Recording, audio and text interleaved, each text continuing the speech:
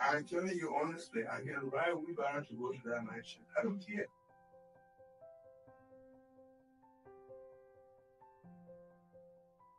I'm telling you honestly, I can ride a wheelbarrow to go to that night shift. I don't care.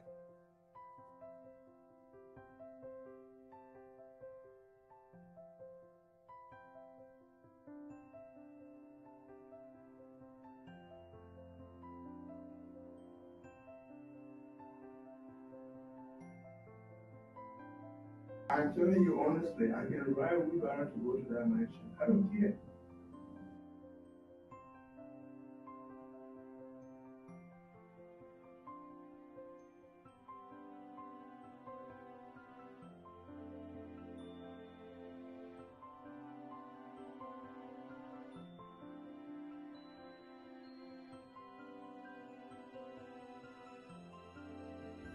I'm telling you honestly, I can ride a wheelbarrow to go to that night shift. I don't care.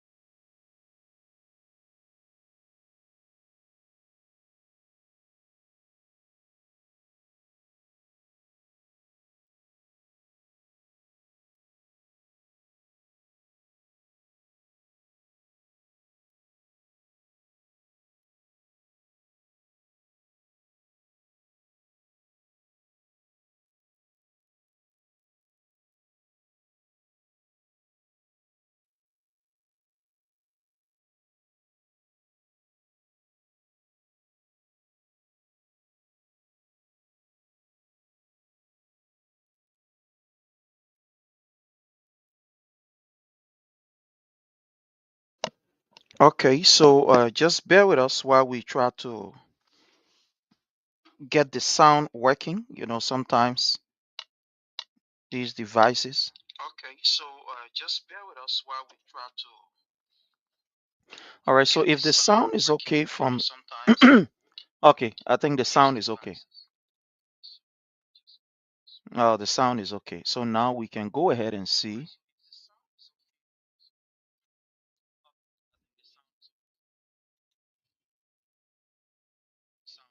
So now we can go ahead and see.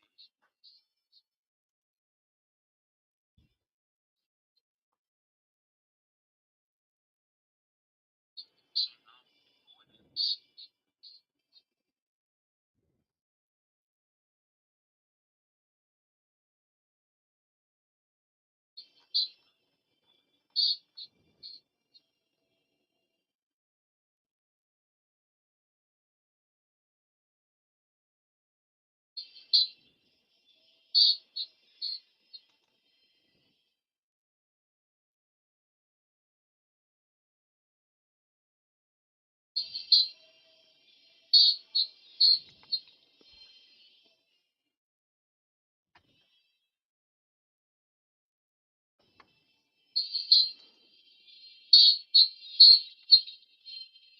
All right, so I think I'm having some troubles here, but no problem. We will get it solved.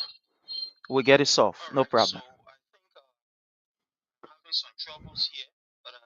We'll get it resolved. Don't worry. We'll solve that.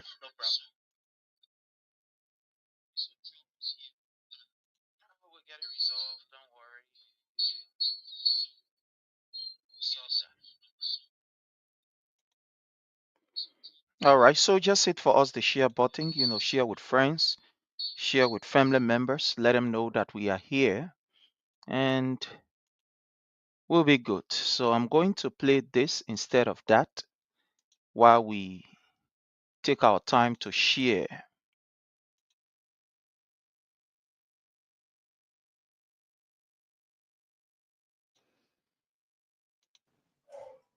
When our national radio stations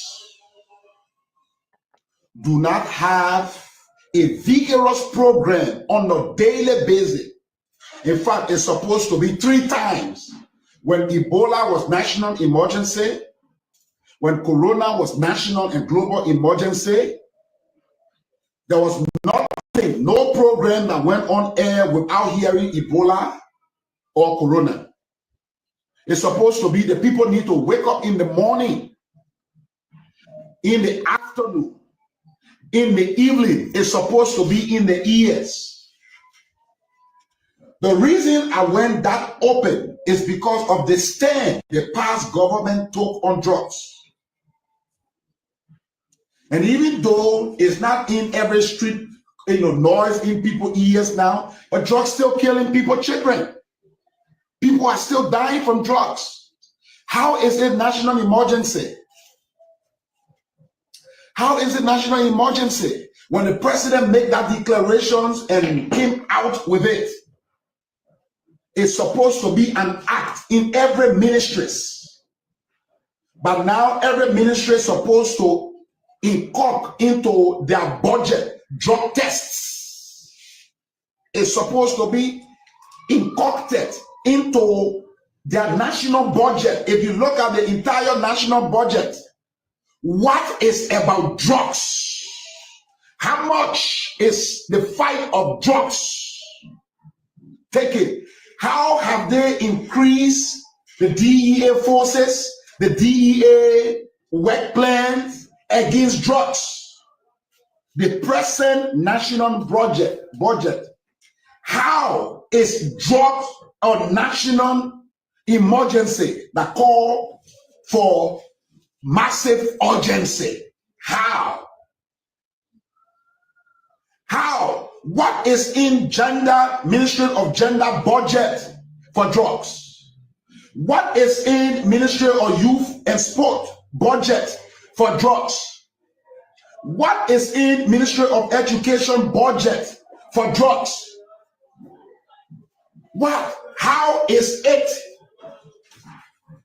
national emergency to call for massive urgency from the population? How? How is it?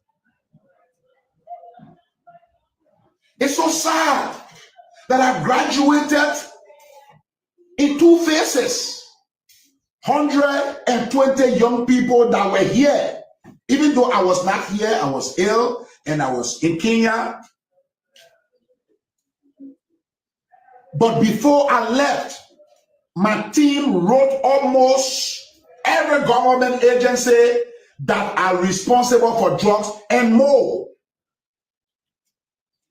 It's disappointing that no one showed up.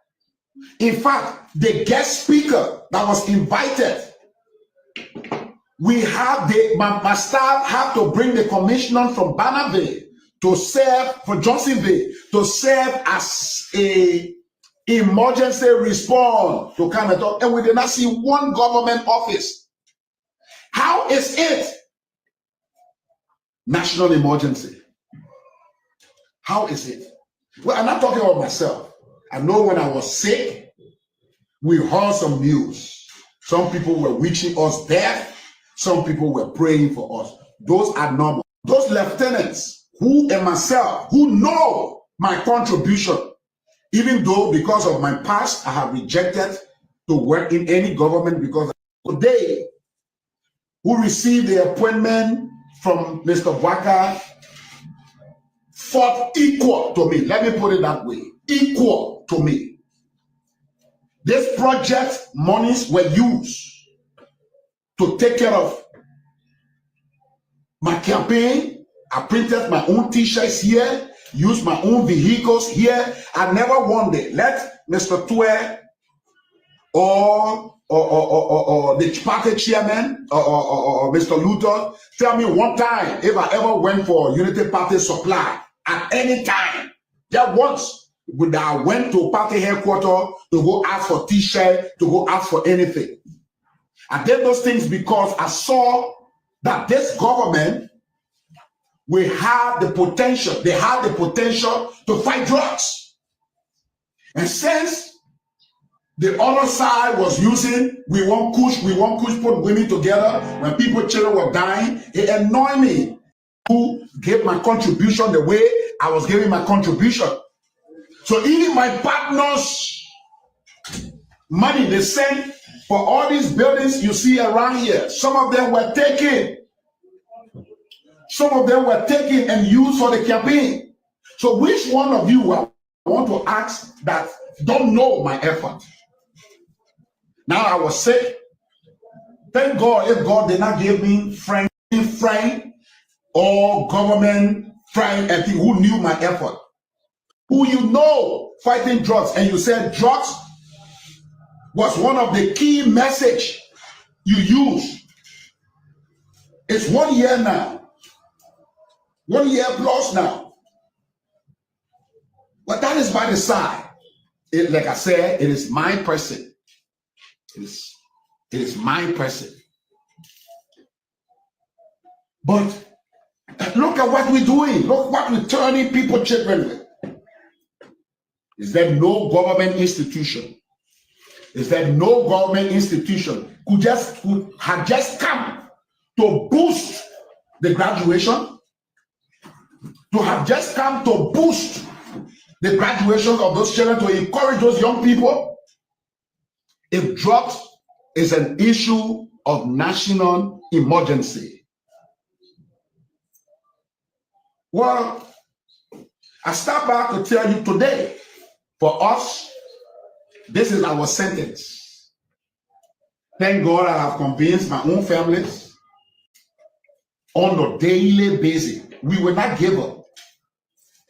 This identical place, increase the money.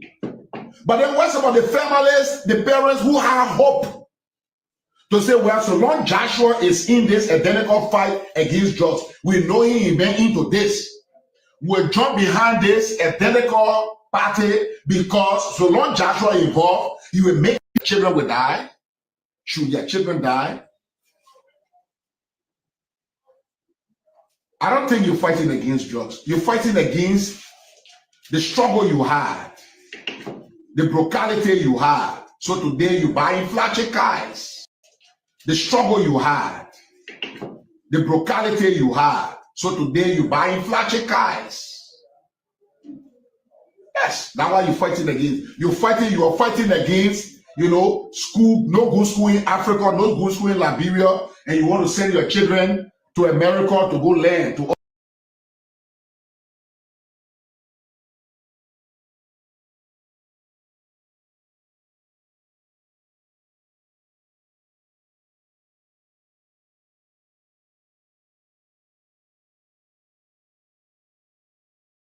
Almost 2 years ago, we lost an election by a razor-thin margin,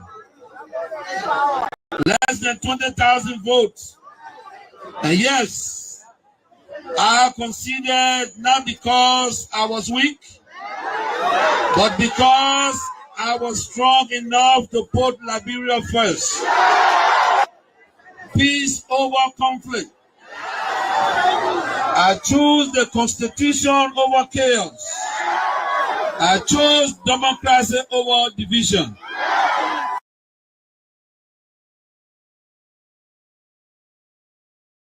Again, we want to use this time to welcome each and every one of you. It's always a privilege for us to have you here. And as usual, we ask that you do us a favor. And that favor we require of you is to hit for us the share button. And let's have a very, very wonderful time. It's always a privilege. Let's have a wonderful time. So invite friends, invite family members, and we're going to be good.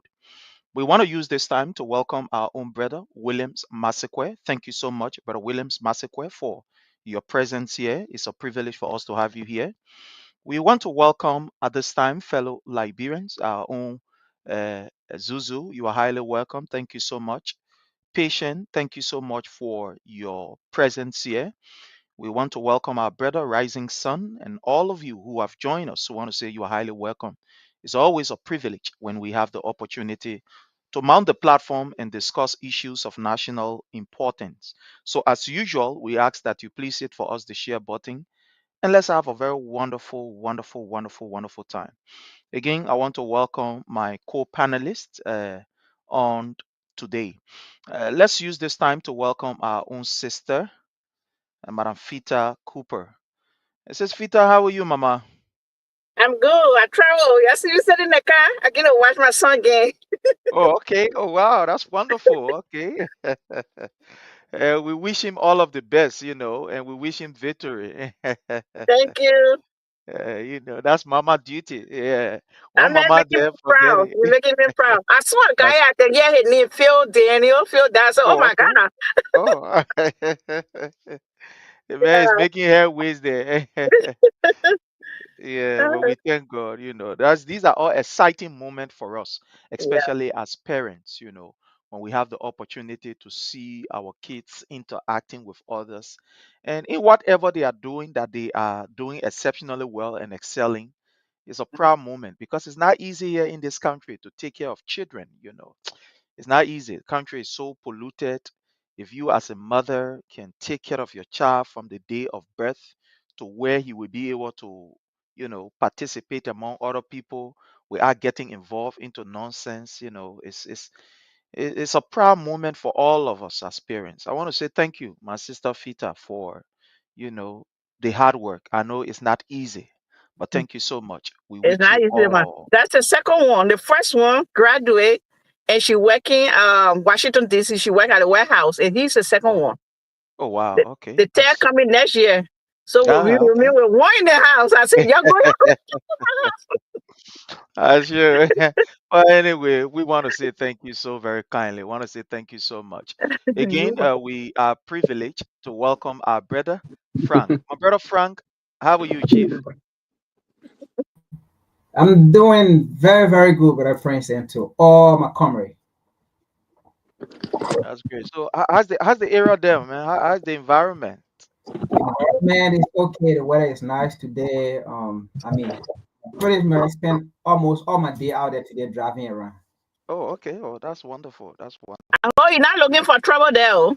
Oh no, no, no! I'm not a trouble person. I know. You know the trouble that she's talking about. He's talking about, And hey, no, Prince is supposed to know, that time, the man know. He just want pretend, No, no, no, mommy, ask on me. I'm begging you, my man. Leave that thing. Well, anyway, we want to say hi to the Oma too. How the Oma doing? No, she's doing good. I think she's upset in her room. Oh, okay, Okay. that's great. What the Honorable Eric Pevis, the diaspora alert. How are you, sir? What's man? Been good. It been a while. Missed the show, man. Been very Oh, busy. definitely. I know. I Yeah, know. I'm glad that you guys are keeping the debate rolling. So Sure. I will need to get on path. Like, what did I miss, and what are we on tonight? Yeah, yeah, yeah, yeah, yeah. But it's wonderful to have you. Thank you so much for everything you do. We are religiously following what you are doing out there, and it's really, really, really informing, educating our people. For a very long time, we have not had, especially here in the US, a kind of, informative platform that Yeah. will be able to bring the information to our people on a daily basis relative to what is happening. A platform that is very balanced, well vast, understand the issue. I want to say thank you and your team. You guys are doing exceptionally well. And one thing I really admire about the work that you guys are doing, one, your articles are very, you know, easy to read or to comprehend, so to speak. You made it very concise to the extent that even a sixth grade student can take it and they can adequately read it and within a short period understand, everything about it. I really want to, uh, uh, uh, uh, uh, you know, applaud you for your effort. I really, really want to thank you. You are doing exceptionally well. And I know you guys are working behind the scene to ensure that, stuff can happen, can make it bigger. But we are with you in prayer and whatever we want to say. Thank you so much. We really, really appreciate you. You are doing well. You are doing well. In fact, your platform has now become one of the source of our, information, especially relative to daily happenings in Liberia.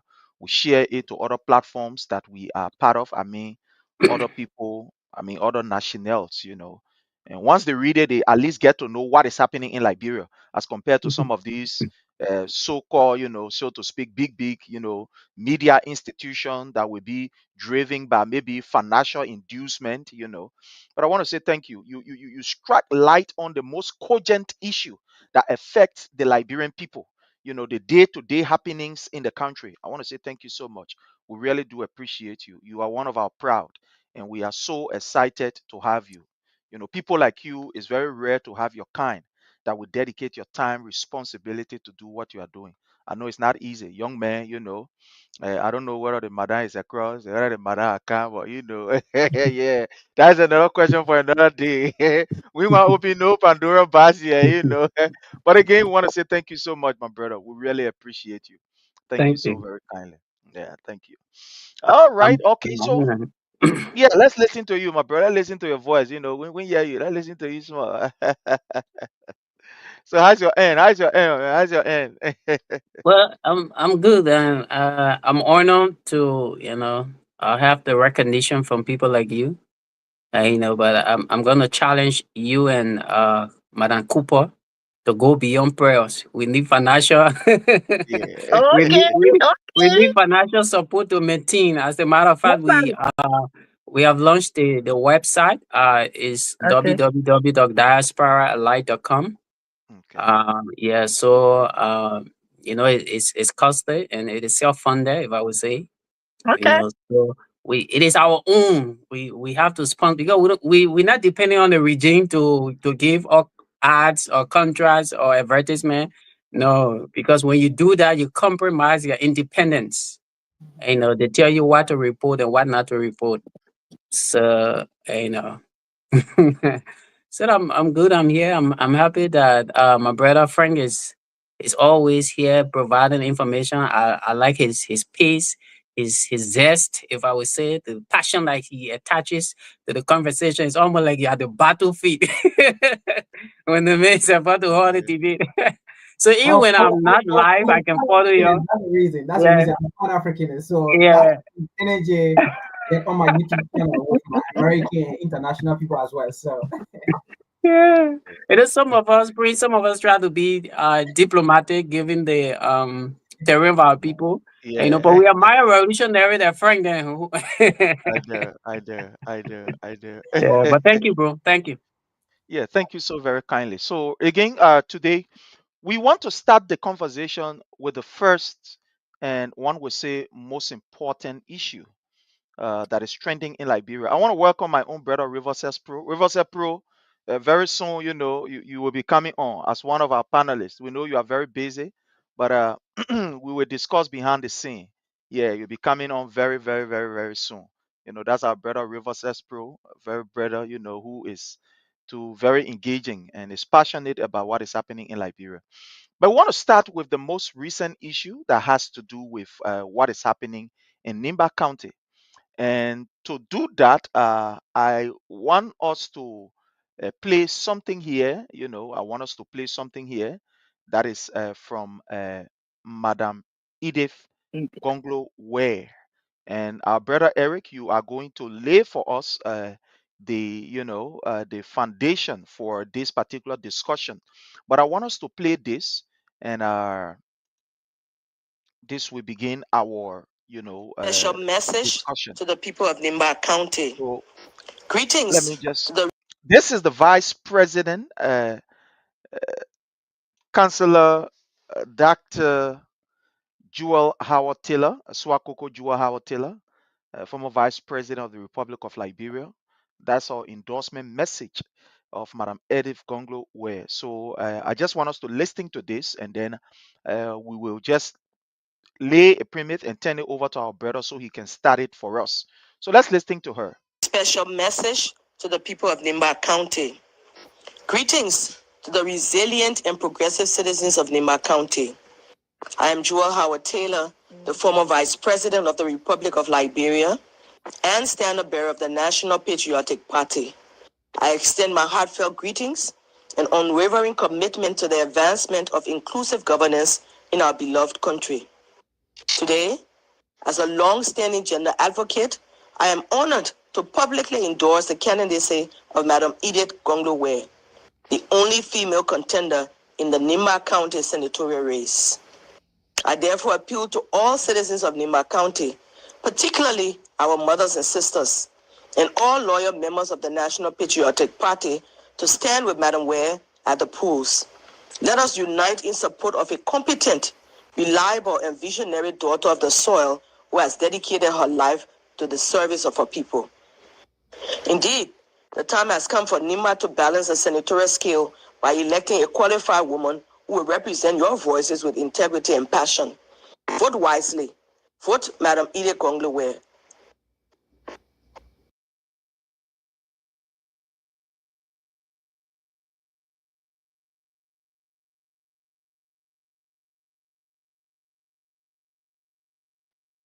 We're not hearing you, Prince. Yeah, thank you. My brother Eric, you have been carrying this story from the very inception.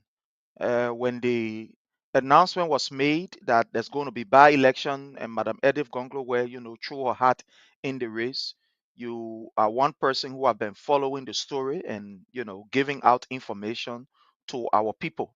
So I know there are a lot of issues have been happening, with the tribal bigotry and the intimidation from the government, the financial inducement to the breaking of, the code of conduct for government official. So at this time, I just want to turn the floor over to you so that you can lay for us the premise for our discussion for what is happening in Nimba. And I want to say courtesy to you, this particular clip was taken from one of your posts. So let's hear from you, sir. Sorry, unmute yourself, please. You are mute. Thank you. Let me say it is a welcoming statement from the former Vice President, Dr. Joel Howard Taylor, and that of Madam Ellen Johnson Sirleaf, our former president. This shows that the politics in Nimba is a national politics that the country is taking very serious. This is the first time since Madam Sirleaf left the presidency for her to actively get involved. Not only did she endorse the candidacy of Edith, but she was seen at the fundraising rally there supporting Edith. And even our own former vice president has also endorsed. And one might think that, okay, they don't have voting right, but these people have got influence across the country. They have people who listen to them, who believe in what they say. And so it is welcoming for the Edith Gonglo-Ware campaign team. And I have seen the way she has conducted herself in Nimba, sticking to the issues. And that's the kind of politics that some of us continue to support. Unlike her contenders, especially the ruling establishment candidate, he has taken the path of trouble politics, if I would say, where it is they give people time, it is this other people time, when in fact it should be the time for competence. It should be the time for character-based candidate who has got the heart for the people. But it's still, he and the vice president has always been flagging the issue about tribal politics. And as the result of that, you did listen to him. Let me backdrop a little. You did listen to him when he started saying this this election is not for a woman. No woman can take man's job. This kind of if I would say pre-Socratic philosophy to keep women in the back. He's still breeding it in the 21st century democracy that we have, and it is very unfortunate. And then Prophet Key, a very notorious guy for abusing women, who for abusing everyone, took his time during the endorsement of coca and ring insult on the Mandingo community. It was very unfortunate. And I had thought that coca who have issued a genuine apology, but still in his apology, he was agreeing with what Prophet Keith said to a larger extent, because he started saying, "Oh, we recognize that there are problems here, but we welcome the endorsement of Prophet Keith." So he trashed a very sensitive topic. The war that we fought in Liberia, initially started as the result of the disrespect of the rule of law, corruption, nepotism, and all kinds of stuff. And then later on, it degenerated into tribal activities, where we saw crime against Mandingo, against crime, and all kinds of stuff happening. And we all know how it ended. So at this time, to be evoking tribal bigotry in our politics is very unfortunate, and it should be condemned by all.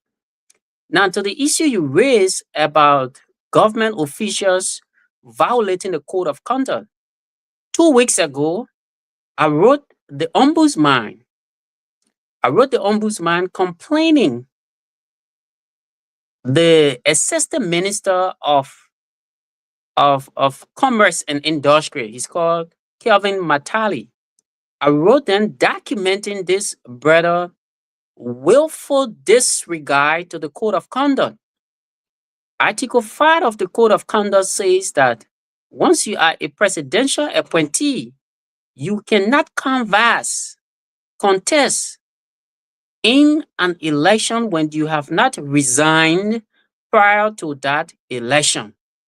Because the framer of the code of conduct, what they saw was they do not want you to abuse your public office or misuse your public office to go and campaign, to go and canvass, to go and contest and get deeply involved in our politics while you are working for the Liberian people. That code of conduct was passed, it was accepted, and it should be enforced. That's the essence of the ombudsman, to ensure that it is enforced. Kelvin Matali he's not only supporting the candidacy of Koga, in fact, he is the spokesperson of Team Koga, of the MRD, and he published all of these on Facebook. He been on radio stations to radio station. I sent all these hardcore evidence to the ombudsman. Since 2 weeks ago, brother, the ombudsman has not acknowledged, neither has they officially replied or respond to my email. On today, I even published that. I don't know whether you saw it. I published that, about the violation. And this is just not unique to a low-level assistant minister. We saw the LPRC boss, Amos Twe, and other high-core unity partisans, including their own chairman, who is a presidential appointee in Lofa, actively campaigning. And the CMC, a political party headed by Belete, also wrote the ombudsman about that. But as of today's date, we have gotten no redress. And if we are going to an election where government officials are using their public offices and campaigning, that creates an imbalance, because these people are coming with state resources, state vehicles, using the time that we pay them to work, using that time to go and campaign. That thievery. You don't use your working hours to go and campaign, because we pay you to work. You should be on the clock and not be in no contest campaigning. So the code of conduct has been willfully, intentionally, if I would say, violated by the regime that took an oath to protect every laws within our country, including the code of conduct. And like I said in my post today, that if the ombudsman do not reprimand these government officials, especially the one that I took my time to write about 2 weeks ago, I will have no alternative but to run to the court. but to run to the court. And so on the closing note, the NIMAT election is a critical, if I would say, is a litmus test for 2029. We saw the vice president, I can say, hijacking Prophet Kifo in prison to take him to NIMAT just to go campaign. The vice president Jeremiah Kun is seen at the grave of former president Moses Blatt. He was at the grave today to go and pay tribute or whatever at the grave. That tells you the desperation that these people are wishing, that you will go and visit a dead man who, when he was alive, you did not identify with. He was on his dying bed, his sick bed. You did not send a pill. You did not visit him. But because of political benefits or appeasement, you visited his grave and started to weep at his grave, evoking tribal politics, that it is to give people time, and we look forward to your endorsement while you be in your grave and all the kind of stuff. So we have to jealously protect the votes in NIMAT, or else I can safely predict on your show that the regime will do anything to rig the election, because they have already started rigging the election. If the law says you cannot abuse your office as a presidential appointee, and they are already doing it, those are steps toward rigging election. So if you have your candidate in NIMAT, you have to begin to flag these issues. You have to begin to write the international community to stop funding the ombudsman, because relatively they are doing nothing, when they should be penalizing these guys, or the president himself, who appointed Councillor Finley Kanga to head the ombudsman, and he's seeing before his eyes his official are urinating on the laws, and he does nothing. That tells us that this government care less about how we feel, and they are willing to do anything to retain power. And it's about time that we put our feet down. I always love to quote Article 1, all power is inherent in the people. The first branch of government is considered the branch of the people. We have to take that election in NIMAT very serious, because what is happening here, the finance minister encouraged Liberians to fast and pray for the economy, because the economy has collapsed. But here is this very finance minister and his entire government campaigning for a representative to become senator. What happens when Coca wins? That is an additional burden on the already messy economy. So the people of NIMAT need to take these things into consideration, because that's another by-election that will be created. Sure. Thank you. I think you have set the premise. Thank you so very kindly. At this time, I don't know, Fita, are you in a good, comfortable position? I was waiting for Eric to finish. I'm going to leave you guys because I'm using the GPA and I'm going back. Okay, all right, okay. So, y'all have a great night. I will be watching the show later. Okay. Hopefully next week I'll be on the show with you. I love you. Am I son here? Oh, wow. Congratulations, man. Congratulations. Congratulations. Yeah, congratulations. We wish you all of the best. Thank you so much. Congratulations. Yeah, big man. Okay. A handsome man down there. Okay. Thank you so much. Thank you. All right. So, my brother Frank, let's hear from you. I'm sure you've been following what is happening in Nimba relative to the by-election. You're listening to our brother outline, and let's hear from you. What is your own take? What is going on from your end? Go ahead, sir. Thank you so much, and thank you, Eric, for that great detail. Once again, as we have always been, and we will,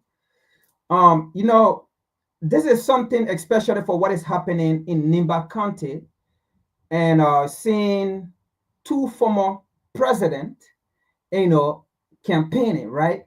I think this should be one of the very first time to see that happening in Liberia, to see two former presidents on the scene, unlike, in other democratic institutions or nations like the United States, where you will see, 3, 4, 5, 6, former president, vice president, all of those things, right? On a campaign tour at the same time. How amazing it is, and this is something that President George Manneh Weah have been fighting for and is still fighting for. Let's go back to the speech he recently gave when they were doing the CDC campaign fund rally, right? That speech that he gave. Let me just dive into a little bit as I connected to Nimba County situation with, looking at two former vice presidents and at the same time, let's say two former presidents at the same time, the vice president, Joe Howard Taylor, at the same time, campaigning, in one entity, right? When President Weah said, I choose peace over violence, there's a meaning to it. When he said, I choose democracy over chaos, right? I choose democracy over confusions. There was something he tried to say, or there was something he was speaking about, because he knew there was going to be violence. There was going to be chaos. And let me say this to the Liberian people.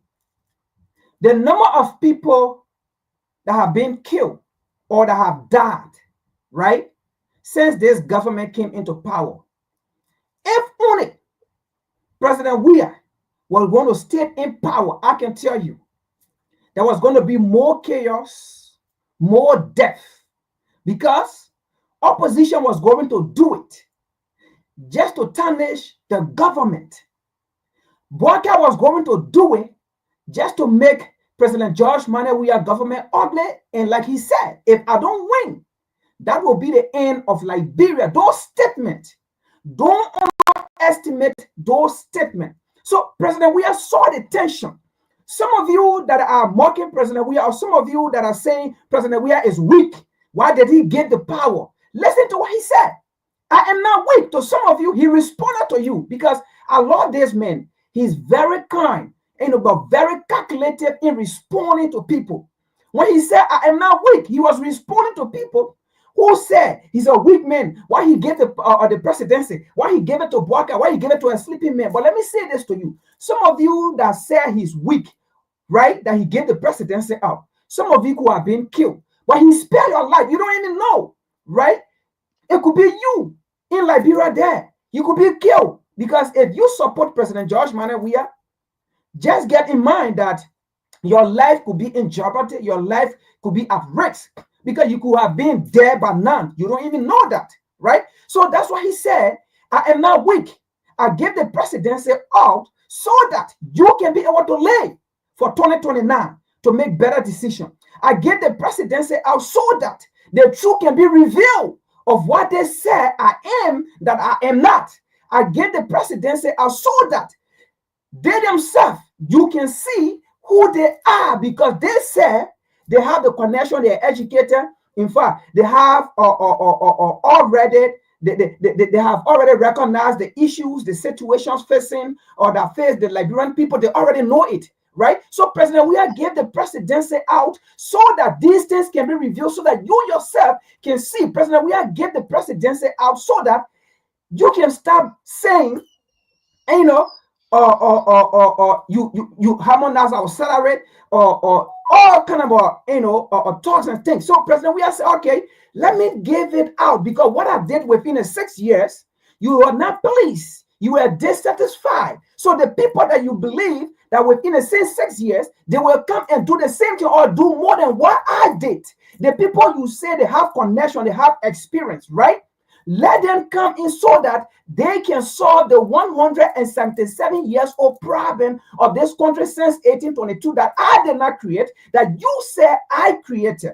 Now, this is a man that loved this country so dearly, and I don't care what people say, because some of those people that are fighting for power today, right, it is because of President Weah. If not for him fighting for peace, I can tell you, work will still be in Liberia, because of the preparation this man made years back, right? That's why the war lasted for that 14 years, because you need to fight for peace to bring about and to arm conflict, you think it's something or that you will just wake up the next day? If not, then peace could have been in DRC Congo. Do you know over 60 years now, going to 70 years or so, no peace in DRC Congo will stay there because DRC Congo does not have a kind of man like President George Manneh Weah to be at the forefront, who will leave their daily activities. I mean, the time is supposed to go be on break, that you are playing soccer, he will take that time, right, to go ready for peace. DRC does not have that. We see that in Sudan. Sudan does not have that. I mean, we see that around the African continent, in African nation. We see that war have been there, no peace and thing. But here is a man that single-handedly handled the situation and issue of Liberia, that he brought peace to the country, that today some of these people are running around. If not, they were still going to be in exile and stuff and these things. But you know, we want for Liberia to understand. The man that you have, they call George Manneh Weah. You better enjoy this man before he died. Because when this man died, the day God called this man to rest, there will be no more representation of President George Manneh Weah. Before you get another President George Manneh Weah, it's going to take another 30 years, 40 years. We see that when Kwame Nkrumah was overthrown here in Ghana. We have not seen another Kwame Nkrumah. We have not seen another Patrick Lumumba. It took another 30 years before we saw another Thomas Sankara of Burkina Faso. So that's how these things go. And it's going to take another 40 to 30, 50 years before we see another Gaddafi in Libya. I mean, these are just examples. So enjoy President George Manneh Weah. Be inspired by him so that it won't take another 30 years to get another President George Manneh Weah. Be inspired by him so that it won't take another 50 years, another 10 years, another 15 years to get another President George Manneh Weah. While he's still alive, be inspired by him so that we can get another one of him, so that he can see what he have done in Liberia and we can continue to live by it. You see, to see two former presidents at the same time, I would say maybe it have happened, but this is the very first time that I am seeing it, and many of you are seeing it. To see President George Manneh Weah and at the same time Ellen Johnson Sirleaf on the same campaign tour and supporting the same candidate. And then at the same time, you see the former vice president on a campaign tour. That speaks volume to our democracy. It have never happened. It have never happened to see it in Liberia. And it is happening on our watch. Be inspired by the man they call President George Manneh Weah. This man is black, and anybody that follow this man, anybody that is inspired by this man, you will get his blessing. Be inspired and be blessed by this man so that he can be alive and we can continue the progress of Liberia. You know, what we are seeing in Nimba County with the vice president, the current vice president, his attitude, his behavior, right, that he continued to displace every day. Let me say this first of all. To go to a man's grave to seek sympathy of political benefit, to go to a man's grave that you have never been to. When have he gone to this man's grave, for instance, Memorial Day? When have he gone to this man's family? I believe he got family, he got children. When have he gone there to even sympathize or to do something for these people, for his children that are alive? Because let me say this to him now, because that's the question this man in his grave is asking you now, Jeremiah Kun, that you have gone to his grave to go and seek political empathy, that you think his spirit will come and get in the Nimalian to go and vote for you. But this man now is asking you now, so we are in him now in his spirit. We are in his spirit asking you, Jeremiah Kun, when have you gone to this man's children or to this man's wife or widow, if she's still alive? When have you gone to them to give them food, to give them help, to give them financial stability, to give them job opportunity? These are the things that this man in his grave is asking you, but you are very, very ungrateful, right? If this man have the power he was going to put some kind of a slap in his ear to be so ungrateful to him that since he's died, since his demise, and now you rose to power. You say you are Nimalian, you rose to power. You have never ever been to this man's grave. You have never ever visited this man's family, his children. All right, to show them some empathy, to show them that this man, when he was alive, he was my best friend, or this is what we did together, and I will never leave you guys alone. Because when a man dies, true love is showing by the people he leave behind, or by the people she leave behind. Okay, but you cannot go on this man's grave today. You have never been able to clean his graveside. You have never carried somebody there. You have never gone to pour libation. And today you went there asking this man to talk to Prince Johnson. Why can't you go to Prince Johnson? Because Prince Johnson was a man that you believe he was your father, right? He took you to places and things, right? Prince Johnson was a man that yesterday at his burial, or y'all all around denying President George Weah from going there, as you said in your video. President George Weah, in one of the occasions of Prince Johnson, President George Weah was not on the flyer. You did not put him on the flyer. So you guys overtook this whole situation. So if you are so that close to Prince Johnson, why didn't you go to Prince Johnson? Prince Johnson just died. I believe Prince Johnson spirit is still around. Then Bly, I mean, spirit long time. But Prince Johnson's spirit is still around his family. It's still around his university. It's still around his entity. Why couldn't you go there to consult his spirit for the Nimalian? But again, we just want to say, as I close on this topic, Nimba County, pay attention closely to what is going on. You are not the kind of people that someone will come and give you money, as we have been saying it, giving money to you people. If you accept that money and you go and vote, just how Jeremiah Kuhn came to America and he said, you are nobody, you are a commonant. He will condition your mind. Anything they say, that's what you can do. That's exactly the definition, the description of a commoner. If you hold out money and vote for Koga, you are exactly the definition of what he said. You are a commoner and you have no value. Thank you. Thank you so very kindly, my brother. You know, I like the way Eric put it. It's like he put the ice on the casing for us, or, make everything simple to just put the honey there for us to enjoy. And there were points that you struck that I really, really want to, take my own take from. From what I'm seeing in Nimba, fellow Liberians, we should be afraid. The Unity Party, God is using this Nimba by-election to expose their tactics, to expose what is under their sleeve, and how they will ensure that they take on power 2029. When you look at the Nimba County by-election, it's marked by violence. It's marked by intimidation, tribalism. I'm going to play a video here. And maybe after this, we'll go over it for the last time before we go to the next topic. The Vice President of the Republic of Liberia is the embodiment of our Constitution. The President, the Vice President, these people represent the government. They are head of government. Now, what they say, head of state, deputy head of state. You represent the state. You are the head of the state. You think for the state.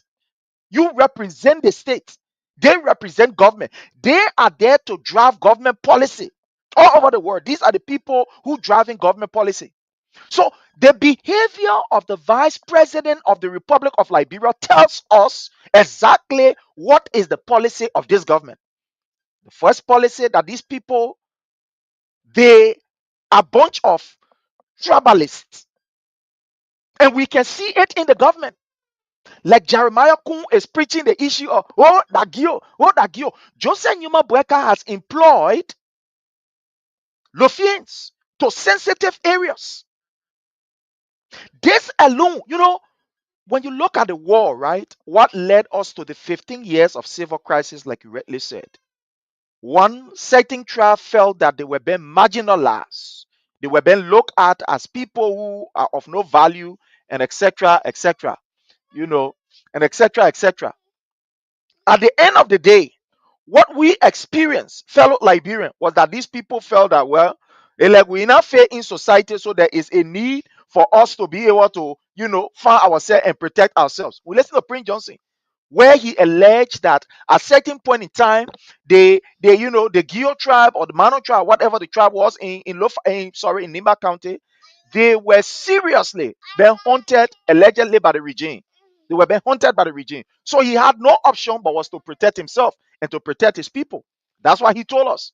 So he was forced to go to the butchers, take arm, and then defend his people. Today, fellow Liberians, just what we are seeing. The same tribalism used to divide us, to kill us, and make us to look at each other. I have to say we are demons. Today it is happening. So Jeremiah couldn't sat down for long and say, "Oh, but Joseph Yima Boyka protect you, people they may put it so how you call and Lufien to sensitive area." So I'm said to I will take that same policy to bring it. So you see that their agenda is not about you. They are opening all wounds because that was what happened during the war. Oh, they men are Gio men. Oh, they men are Madingo men. That's what was happening. Oh, they men are Gio men. They men are Madingo. I think that at this time, a man like Jeremiah Kun should be there to say, because the memory of the war is still fresh on each and every one of us on mind. Some of us today, we lost our father, mothers, family members because of just the name and the tribe that our people belong to. They were killed. So for a Jeremiah Kun to go to Nimba, instead of looking at the issue, because I think in this day, age, and time, in this generation, it should not be about who tall, who short, who knows big, who knows small, or who can speak English. It should be about the agenda. What do you have to be able to present to the people of Liberia? What is your agenda to empower the people of Nimba? What is your agenda to ensure that Nimba County remains the best, or is one of the best in Liberia? What is your agenda to ensure that the issue of Nimba is placed on the floor? That Nimba can become a hub, an economic hub? What are the issues? But unfortunately, we are not seeing this kind of discussion from these people, especially from Jeremiah Pankun, from Koga. That's not what we are seeing. But all that we are seeing is tribalism, which is very dangerous. Fellow Liberians, it is unfortunate the path that His Excellency President Dr. George Manneh Weah have set this country on, where yesterday we knew no tribe. Yesterday, nobody could say, "Oh, because they may that crew mail, or they may a bassa mail, or they may a this mail." We saw under the regime of His Excellency President Dr. George Manneh Weah that Liberians, via of their tribe, were religion or whatever, we were together.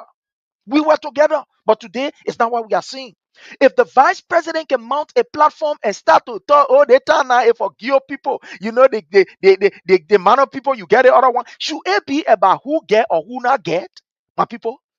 Should election be about they tribe not get? Should we even be talking about tribe business in Liberia? They kind of killing where we kill ourselves. Should we be talking about tribe? Somebody can look at somebody, you black for and look at it, they may wear black, they may not crime, they may. Did somebody look at your teeth for and say they may not crime, if fire cold, they may. So look, Jeremiah Kun has just opened that wounds. Some of you here in the United States that are watching us, your family members, they were killed only because somebody said, "Oh, crime man down there." Another person said, "Oh, Mandingo man, oh, the men are Gio man." They were killed. Some of them have never worked in government. They don't even know Morovia. Some of them, they have never entered Morovia before, but they were killed because of their tribe. Then you're trying to open the wounds of our people. Is this fair to Liberia? Amen. You take a public platform, listen to the vice president. I just want you to listen to him. We're going to play this, and I want Liberia for you to listen to this vice president. What are they think that man talking is issue driven? What are he is talking about the development of his county? What are he is talking about empowering young people? What are he talking about education? What are he talking about role? What are he talking about infrastructure? What are he talking about uniting the people? Let's listen to the man here and the other people that are behind. It's like, a 28 seconds video, and I want us to listen.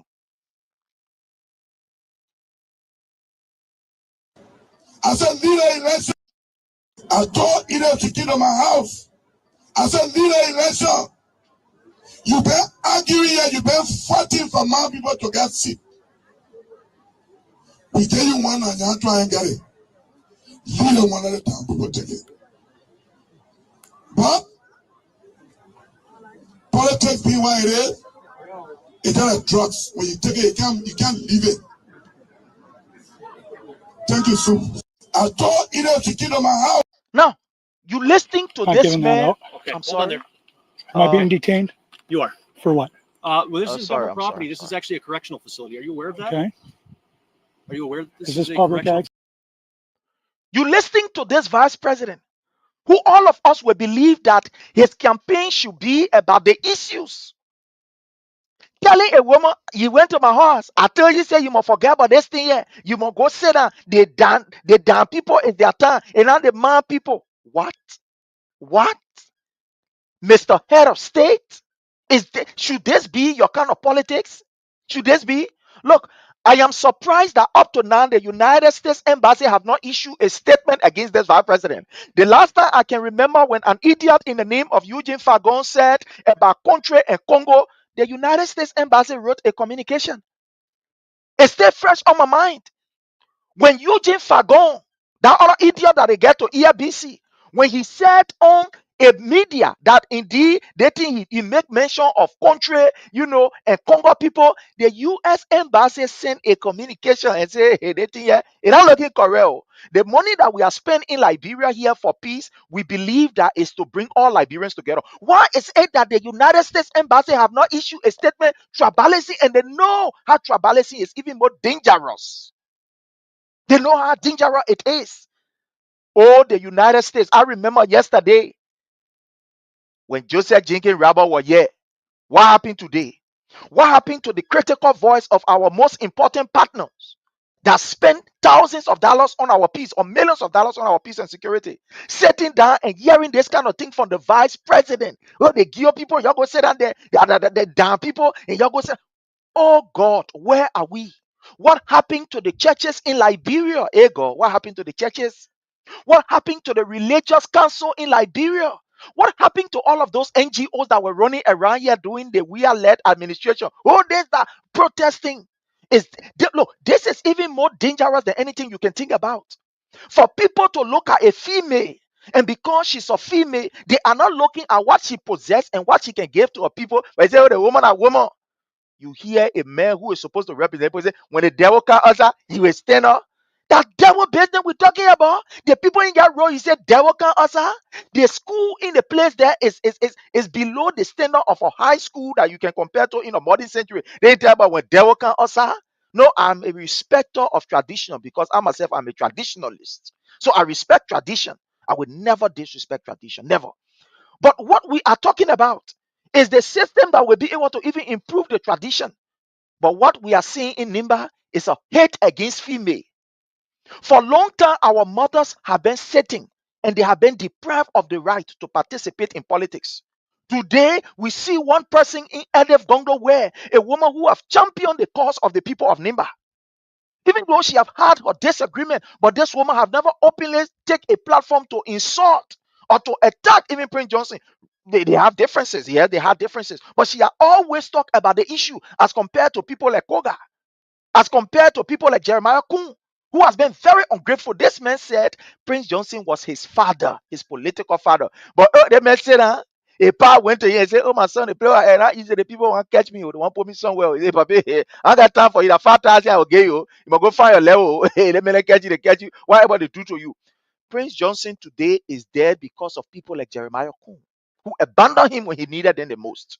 When they signed a contract and say, oh, man, letting here, the peace story here that we're talking about, we all need to come on the table to sit down. We ain't talking about war crime. First of all, we must be able to put our people around the table, sit down and discuss the things sincerely. As soon as he finished supporting them, the first person to put slap in your face politically was his own son, Jeremiah Kuhn. Hey, Papa, the play here, you going, oh. Papa, you, hey, Papa, you going, oh. You go, or you can't forget it, I go, you go. Look at the issues. And what we see is intimidation. You see these people even breaking, like Eric said, the very, very Lord that's supposed to guide us, the ombudsman, who is supposed to be there to ensure that office is supposed to be there to ensure that government official does not use their power to be able to do anything clandestinely. He said, yeah, I get power, a government official. So therefore, they say if you're a government official, this is your limit, this is your limit, and this is your limit. But we saw a flagrant disrespect to the rule of law. All of them, they went to Nimba County, they said to, hell with you, ombudsman. They see people were appointed the ombudsman. They were not appointed by CDC. Before somebody say, oh, that CDC man, they appointed Mr. Kanga, that CDC man. That man went to, how you call the ombudsman, that CDC man. No. That the Unity Party bring the man there. So you see, this is why I say this is a danger to 2029. That these people, the rules that are set up, they will intentionally, knowingly break the law just to get power. Because the ombudsman, the people took their own ombudsman to court. They're talking to court. Imagine the men who are supposed to be there as a referee to say, pray, you're not supposed to come on this side. Pray, you go on this side. No, you stay on this side. That what the ombudsman work is there for.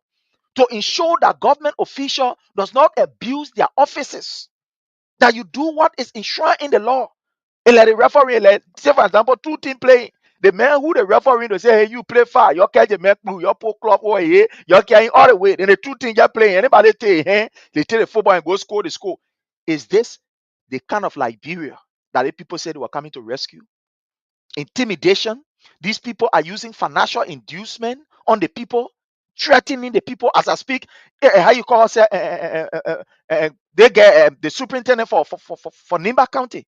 She called all of the chiefs and they threatened the chiefs that the chiefs should pledge their support to Koga. They should vote for Koga. If anybody, in fact, what they have threatened the chiefs on is that they are going to monitor all of the polling centers in their various, how you call the place, area or in their locality.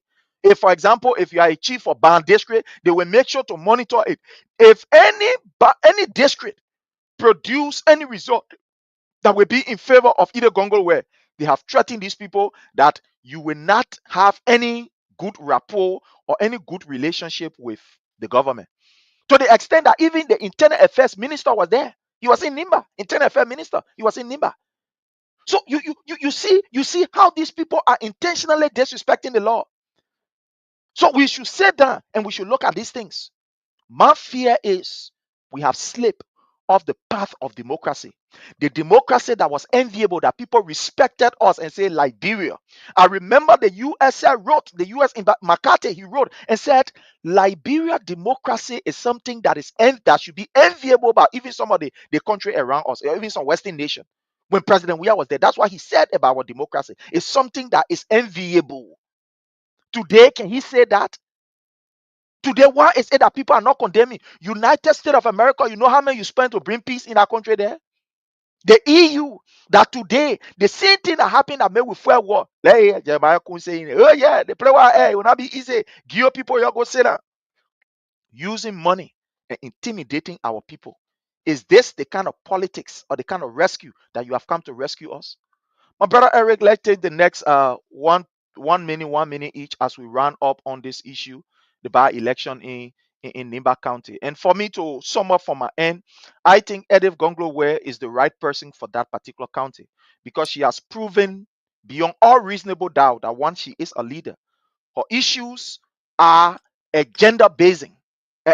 Agenda driven. She's talking about the agenda that will empower Nibanians. She's talking about things that will be able to ensure that Nibanians, the county is improved. She is not attacking them. She's talking about bringing devils out, all the other stuff. No, not what she's talking about. She's not talking about Gio and Mano. She's talking about the issue. So I think Madam Edith Gongolware is the right person that we as Liberians should put there because she is a representation of a very group of people that have been marginalized for a long time. That is the women.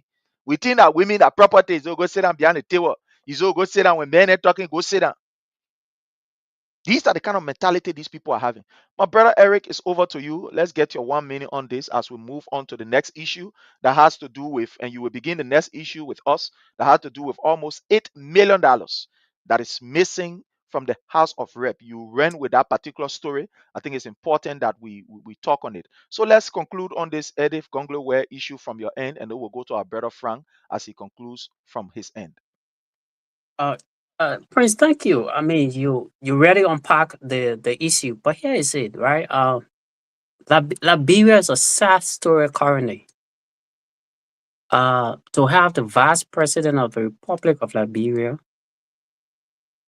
if I would say demanding that a potential winnable candidate should not contest simply because she belongs to a specific tribe is very unfortunate. There are about 4 to 5 different kinds of tribes in Nimba. There could even be more. Why is the vice president only interested in Geo people having power? Why is he not concerned about the Mandingo people, for example, or other tribes? Or why is he even invoking tribal politics when he should be talking about competence? Koga has spent 13 years on Capitol building as a representative of Nimba County. What's the dividend of those 13 years that the people of Nimba can be proud of? What record does he has that the people of Nimba can say, yes, this number of years, these are things that Koga did? Those are issues that should be highlighted. But it's still, we have a vice president who simply became vice president because he supported Prince Johnson. And Prince Johnson handpicked him. Look, I did a story about a school. In fact, not even a school. Many schools in Nimba, the kids are sitting on bare floor, like River says. Bare floor in that very Nimba County. The vice president has not up to now identified with those schools. In fact, we are raising money to ensure that we can buy benches and blackboards, you know, and crayons or chalks or whatever for normal academic activities to resume there. The children are sitting on bare floor. The vice president has not gone to them, but he was seen in Nimba campaign sharing money. You might have that video, Prince, or I will try to send it to you. The vice president was sharing money on the campaign trail. And these are same things, you know, you reference the U.S. embassy. These are same things the U.S. government under the CDC time warned the public official of CDC. In fact, sanctioned some of them for the display of wealth in the midst of pervasive poverty that have engulfed more than 90% of our people, joblessness. The vice president is sharing money on the campaign trail when he should be sharing the platform of his candidate. This is sad. This is really sad. The children in your very county, Mr. Vice President, sitting on bare floor. They are sitting on bare floor. Friends, I will send that story to you right now, so you put it up. I'll find and send it to you right now. The vice president is not bothered about that, but he's bothered about wasting taxpayer money. How did he suddenly become very wealthy that he'll be sharing money on campaign? Bags of money the man's moving is sharing it. We got an credible inside story that he gave a man that I consider mentally deranged. He gave him $100,000 Prophet Key, bundled him from the prison compound, and rushing down in him. I gave him $100,000 to endorse Koga. When children in Nimba County do not have benches to sit on, the black bowls is split into two. It's been eating in a county like Nimba. The vice president is not concerned. People dying of curable diseases. People drinking from unsafe creeks. All over the place in Nimba. Can't play. Everywhere you think about. The vice president is unbothered about these things. And he's telling Edith Gongo Wese, I told her to not run. Who are you, by the way, to tell her to not run? Our constitution says that the people have got the right to instruct their leaders. It did not say the leaders will instruct the people. Yeah, that's the $100,000 stories. I will find the story of the children in Nimba on sitting on bare floor. Right? This man, he $100,000 to Prophet Key, for Prophet Key to do what? To insult the Mandingos in that place. That's the essence. That was the essence. This is the very Prophet Key who said he was leading a campaign of no vote because he was robbed out of the elections. While he was in prison, the vice president bundled him and took him to Nimba. And so you're right, Prince. Our country is at a crossroad. And it's unfortunate. It is really unfortunate. 2029 might be worse. Do you know that currently Edith Gonglo is facing serious physical violence on her campaign? There are areas she goes, she's been stoned, she's been chased, she can campaign to certain area. They deploy those ex-combatants and chasing her out of those. Yes. Independent media outlets have written endless articles about that. We have got no public condemnation from any international body. They all sit in Washington. And tomorrow they will be saying women representation. How will women have equal representation, even the 30% goal, when women are being denied from campaigning in certain areas by the male counterparts? Physical violence on them. This is a serious situation. And like you, myself has endorsed the candidacy of Edith Gonglo and calling on all those in Nimba to be wise. Coker is only noted for undermining democracy. There's a man who launched a coup against a constitutionally elected speaker and has brought the country to a moral and democratic collapse. And this is the man that you want to send to the Senate. And I'm sorry to just intrude while you talk. I just want to bring this story. I'm sorry, it's not too clear from my end. But with the intimidation of Madam Edith Gonglo and her supporters, I just want for Liberian to watch this while, we are talking. I'm going to put a sound on it for you to watch the people, how they were prevented by, the team of the vice president, that of Koga, preventing Madam Edith Gonglo for not, exercising her constitutional, responsibility or rights. And other people are sitting. Nobody is talking. So let me just play this. Now we in Boble. People are declaring war on us. We are in Boble. The people are declaring war on us and not easy. They say, oh, my shouldn't speak. So let it go like the CA. They are here making plan with us. They say that Omar should not even step down to talk. They are here making plan. They send their boss and they went together. They are here. They're not easy in Boble right now. They're not easy. So you see, the boss and the woman not speak. So go Boble, take a more Boble, me where get Omar cake.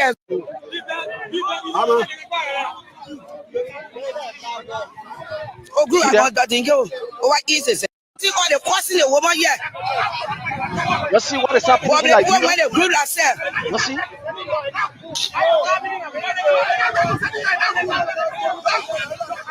They have stopped the woman from using the place. People came out with even cutlasses. We're gone. You see that?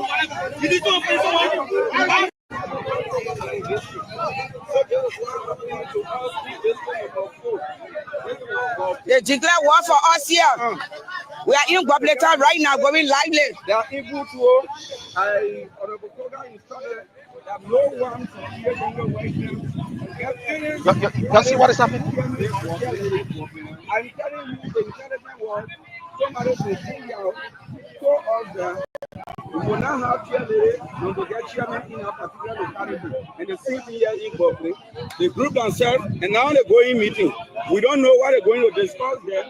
And because of security, for our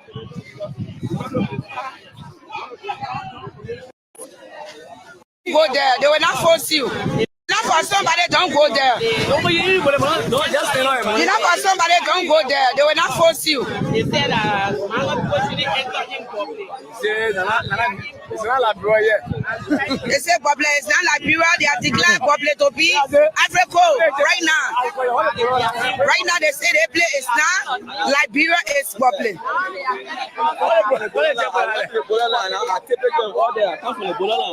Yeah, my brother speaking yesterday just on the Ebola land. He took photo everything from there. Mr. Maggie Johnson, he just spoke with us right now. Let me just take this from there. We just want to bring you the evidence of what we are saying. We just want to bring you the evidence of what we are saying. How people are being intimidated by this government.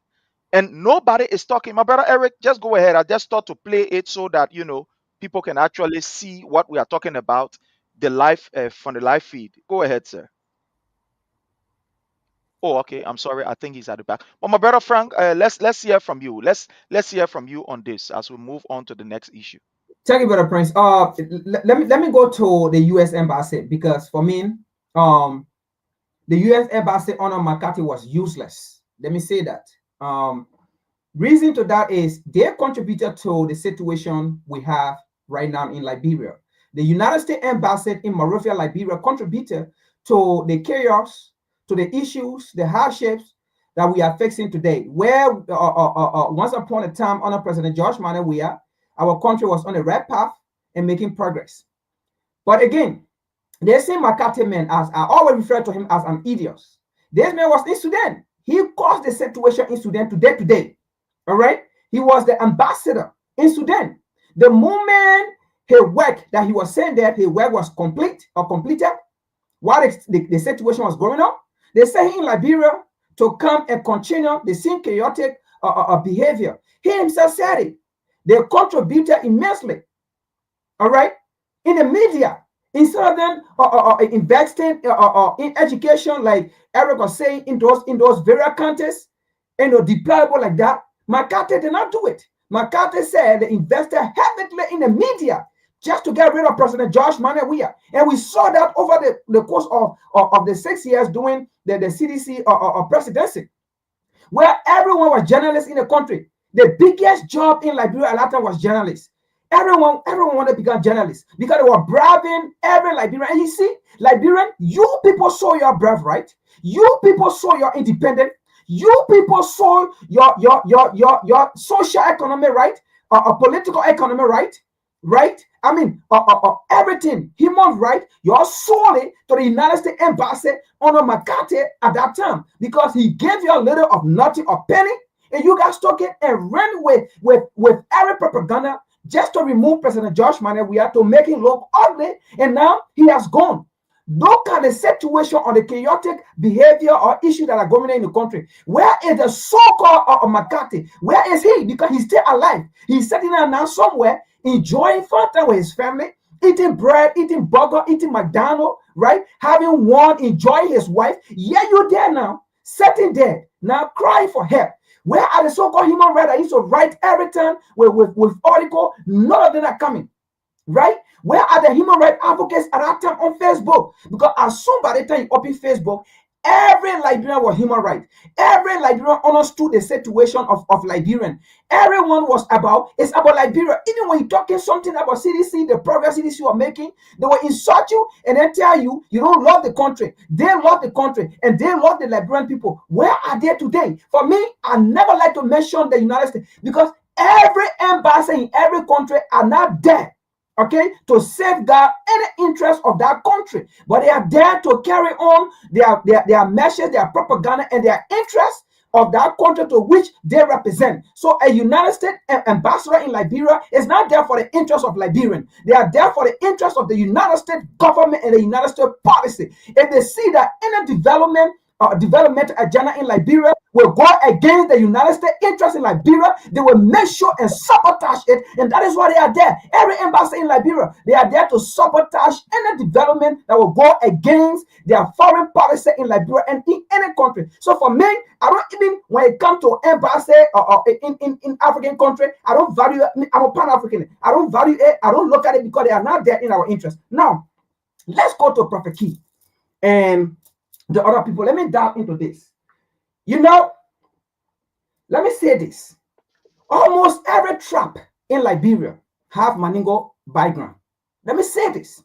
Almost every tribe in Liberia, if only you know your history. For some of us, we know these things. We're not just talking here because we want to talk. Almost everybody in Liberia, if you do your DNA, if you track your family lineage, you will find out that you have a Mandingo lineage. Every tribe in Liberia, you will have a Mandingo lineage. I will hear, I have it. I'm from Nima County, my mom from Lofa County. I have it. My mother has Mandingo background. Their tribe have Mandingo background. Almost every tribe. All right. Now, Nima County, Liberia. What we are going to see 2029, this is just the prelude. This is just the prelude. All right. Now, This man they call Prophet Key. This was a man arrested. This was a man that insulted women. But you see, some of the women in Liberia don't have pride for themselves. I will say this, for me, I don't care. I'm a Pan-Africanist. I speak the obvious, right? Some of the women in Liberia, of Liberia, they don't have pride in themselves. These are some of the people that sat down in the US, some of the people that sat down in Liberia and sponsor Prophet Key in Morocco. Today, you see Prophet Key riding guys that they themselves in the US that they are working 2 jobs, 3 jobs, cannot ride. All right, but they sponsor this man, sending $1,000 just to insult President Josh Manneh, just to insult any CDC government official, all right, to make them look bad. And they sponsor Prophet Key. Prophet Key today, he was in Morocco there with nothing, but he bought car, living luxurious life. And some people in Liberia, in the government, they sponsor Prophet Key insulting a CDC government official and President Josh Manneh, wife, his dead mother. Okay, today, he's living that kind of life. But you see, what goes around, come around. Every fruit you plant, the person who plant his fruit must harvest the fruit. And that's the fact. If you make a garden, who harvests the garden? Who harvests it? You plant a cassava, you harvest the cassava. Nobody harvests a cassava unless you call friends to come and help you. But every fruit you plant, you must harvest it. And you see what you plant yesterday, okay? You are harvesting it today, all right? Now, you arrest this man, put him in jail. Now you free this man. This man went in Nimba County with a campaign message saying that if you have a Manigo mother as a Manigo man, right? As a Manigo man, your mother is MP or MHP, as you know now. I'm not going to call it, but I'll just say MHP. Insulted women at that platform. And today, the same man, this key man went to campaign for, insulted women because it is not just Manigo women. Like I said, almost every tribe in Liberia have a Manigo background. So this was not just to even Manigo people. This man insulted every tribe, all right, on a campaign message, on a campaign platform, insulted every woman again. And you sit down there, you still want to campaign or to go and vote for this person they call Koga that this man was campaigning for after he came and insulted you and then came back to apologize. And then in his apology, he's saying words are meant to be used. After he insulted you, then came back to apologize to you and telling you words are meant to be used. Is this the kind of person you want to vote for? Now, you see, these are the same people again that wrote on the embassy, or not the embassy, but the executive mansion website. Recently, they came out with some videos saying that, I know, 30 or 40% of women empowerment into their government or into the government of Liberia, right? Here it is, a vice president, seated, current vice president. And lady, you who say you believe in women empowerment, this is a woman, the only female candidate. The only female candidate among the race. So are you telling me you want to deny the only female candidate among all the men? It's not even like maybe 4 women or 5 or 6 female and things, but the only female candidate among all the men that are running. And then this lady went to you, all right, looking at Liberia being a democratic institution in court, a democratic nation in court.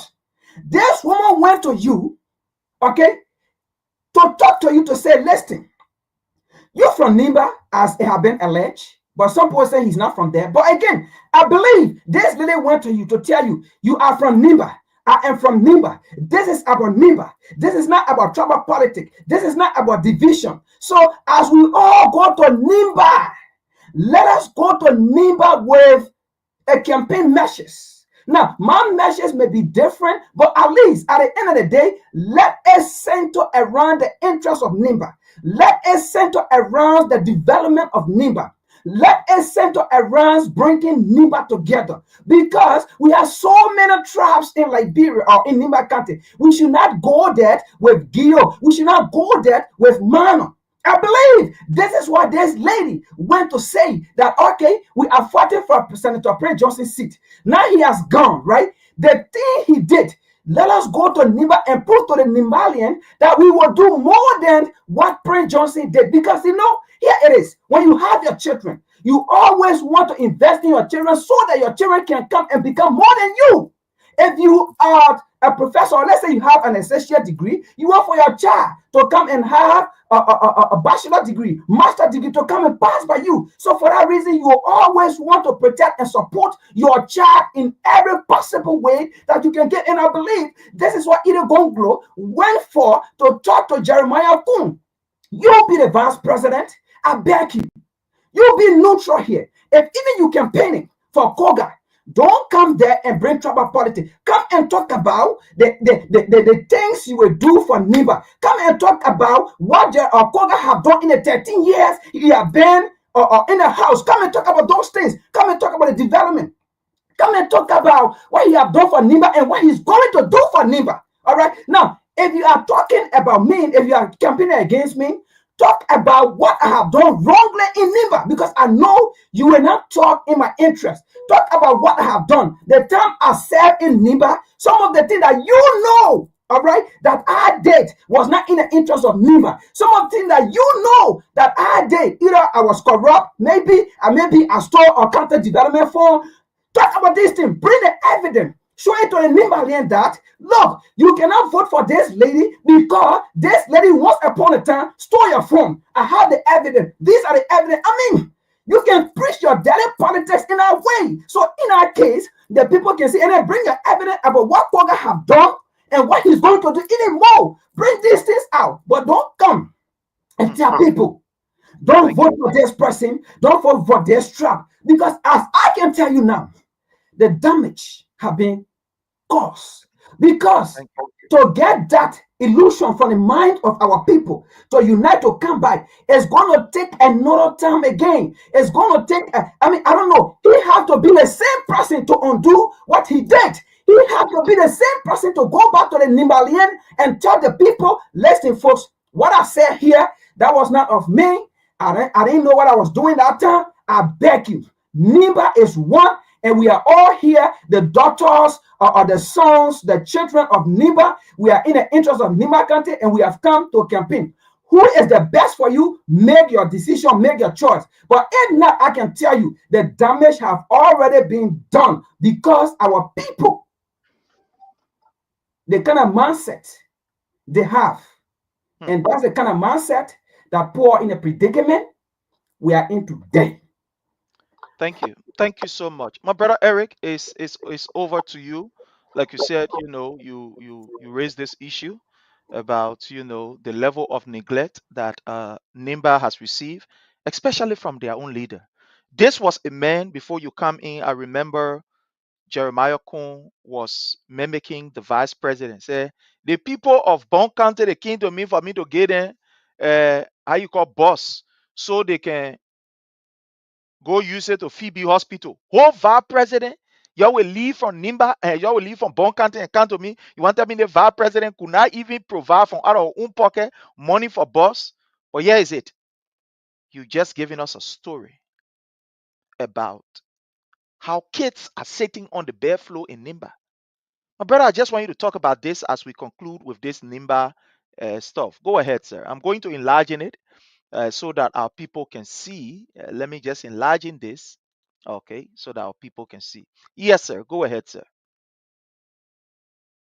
I'm sorry, you are on mute. You unmute yourself, please. This is one of the many schools in Nimba that have been abandoned by the government of the Republic of Liberia. Look at the black bowl. In Liberia, as we can call it, the black bowl, the children using. See that. See the children sitting on the bare floor. Wow. In a county, and by the way, this is one to tier 1 2. He launched the fundraising stuff to ensure that the kids have benches and blackboards and things, at least that will have some level of decency for them. And at 3 different classes using the blackboard, looking at ABC on the other side, K1 on the other side, K2. What? Yeah. How do we achieve goal 1 and 2 of the SDGs that talks about end hunger and poverty when we are not fighting illiteracy? Because think about it, Prince, illiteracy breeds poverty and unemployment, because when people are not educated, they perform, beneath their capacity, Hmm. right? Mhm. So we end up having quote unquote expat that will come to our country and take the jobs, and have some uneducated representatives that won't be able to make adequate law for the state. They will be concerned about collecting bribes and living lavishly. So it is the future of Liberia right here, you say in Prince. It is the future. These are the people who call the future leader. The question is our future safe in the hands of the kids? Hmm. For them, at least, they are a little privileged to even sit on bare floor. Most of the colleagues are out of schools. Can't afford to go to school. They're selling on the street. The president told us that when he takes power in 90 days, there will be no child selling on the street. Today, the report about street children has quadrupled. Is our future safe? Why is it that the vice president is not concerned about helping these kids, about helping school, or insisting or ensuring that the Ministry of Education is well funded? He is the president of the Senate. The budget goes to them. He signs on the budget. What does he see in the budget that represent education for kids in his own country? Let's forget about other countries. Hmm. Saying he has evoked tribal politics in your own country. Look at his children sitting on the floor. Look at it. Let's stop here, brother. The Liberian people will decide. But again, before we skip, let me say something. We should also not be hard on the victims. Because the way the system is structured is to keep these people uneducated, unemployed, so that you can easily manipulate them during election time, or so that they can become less productive in order for them to depend on you, the dependency syndrome. That's why you saw the vice president sharing money on the campaign trail with the mindset that when the people receive this money, it will induce or enhance their capacity to just think on him. Wow. Thank you so much, my brother. Thank you so much. But again, Liberian, this is scaring as we transition to our next topic. With the rhetoric that is being used in this particular Nimba County politics, is fearful. It's very Okay. scary. And You can see Prince, that. 1 minute, man. Let me just add something on what Prince, Eric said about on his last statement, and that last statement you said, right, and that exactly carried the mentality of being a slave, and that was something that Malcolm X called the horse negro or the horse slave, and the field negro or the field The house slave. nigger, yeah. Yes. So Malcolm X profoundly put it this way. Uh, uh, uh, the field Negro came to the horse Negro and told the horse Negro, look, listen, it made no sense with you sitting here. It made no sense. Like, why are we sitting here? You are human being just like this person. You can even do better than this person. Why are you sitting here being controlled and being manipulated and being used like this? Look, let's go. I'm already out there. Let's go on the field. We can do the same thing. And the horse Negro, you know what the horse Negro said? Yeah, no. I mean, as long I'm here living in my master house, I living good, I eating good, I drinking good, and I will stay here. Anything my masters tell me, that's what I will do. I will continue to be under my master as long I'm eating rightfully, right? I don't care whether I become educated. I don't even want to be educated. I don't even want to have, I don't want to be free on my own, to be on my own and be roaming out there doing things for myself. As long I'm here, my master doing everything for me. I want to be here. And that's exactly the horse Negro mentality, that they want to keep our people in confined box or confined area, that our people cannot live in a setting, that they will always be in a place that they will manipulate them and get what they want to get. Thank you so much. Like I said, my fellow Liberians, this is very serious. For me, what is even troubling is what we are seeing. To admit, for me, in my belief, in my mind, Edith Gonglo Ware has already won this election. In fact, this election is won already because she has made her case. Before rational people, If you are to choose between she and Koga, she has won already. She has won.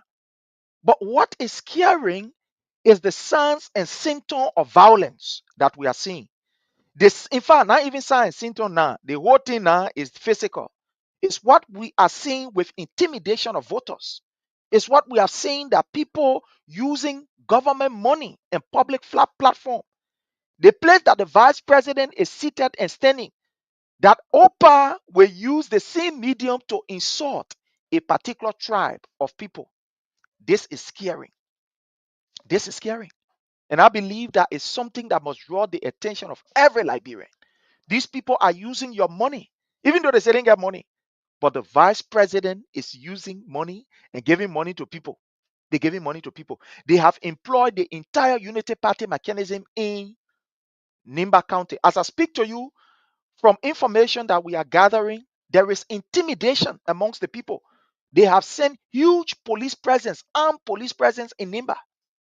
They have sent it there. They are intimidating the chiefs that if your client or your district or your town that you cannot give us the vote that we need, it will be problem. The internal affairs minister is there in Nimba County. We think that this is serious and that the religious institution or the religious body should speak. But again, these people are highly compromised. The last time we saw them, Eric, you carried the story where the Liberia Council of Churches condemned Mr. Boeka for a kind of flamboyant and opulent living. When you carry that story, just a few minutes later, the man came, are you calling Dr. Reeves, came out and said, oh, no, they were not there. But indeed, that was the story that they carry. Only for Joseph Boeka to call and say, oh, that you don't want to put more on me, I gave you job. Oh. You forget to know, say, you, how you call you both here. He said, okay, I will go on air to go refute that comment. And he went on OKFM. Even while he was refuting it, that, oh, we know about it, this, that. You could hear the contradiction in his statement that true, that was a press statement that was issued by the Liberia Council of Churches. So, fellow Liberians, you don't expect these people to speak on your behalf because they are compromised. Now, where is the AJAS, for example, the Association of Liberian Journalists in the Americas? I remember yesterday they were very vocal. They were talking on everything. Look at this trouble, bigotry that is going on, threatening other people. In the near, there are people that Madingo, there are Mano people, they can't get anything. They forgive people and this and that. Why are they not talking? All these NGOs that were operating in Liberia under the regime of President Weah, where play they gone? Oh, where are one mother then? The old man then where can be praying? They say, oh yeah, they praying to God so that for peace, which I respect them and I want to say kudos to them. They call them wailing women. Where are the wailing women? Why they can't talk? When another woman is being intimidated.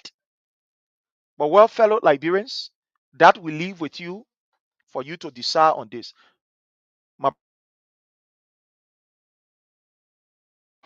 My brother Eric, you went with a story as it relates to an $8 million that was intended for the salaries of lawmakers who, quote unquote, their colleagues that say they are in the majority seized.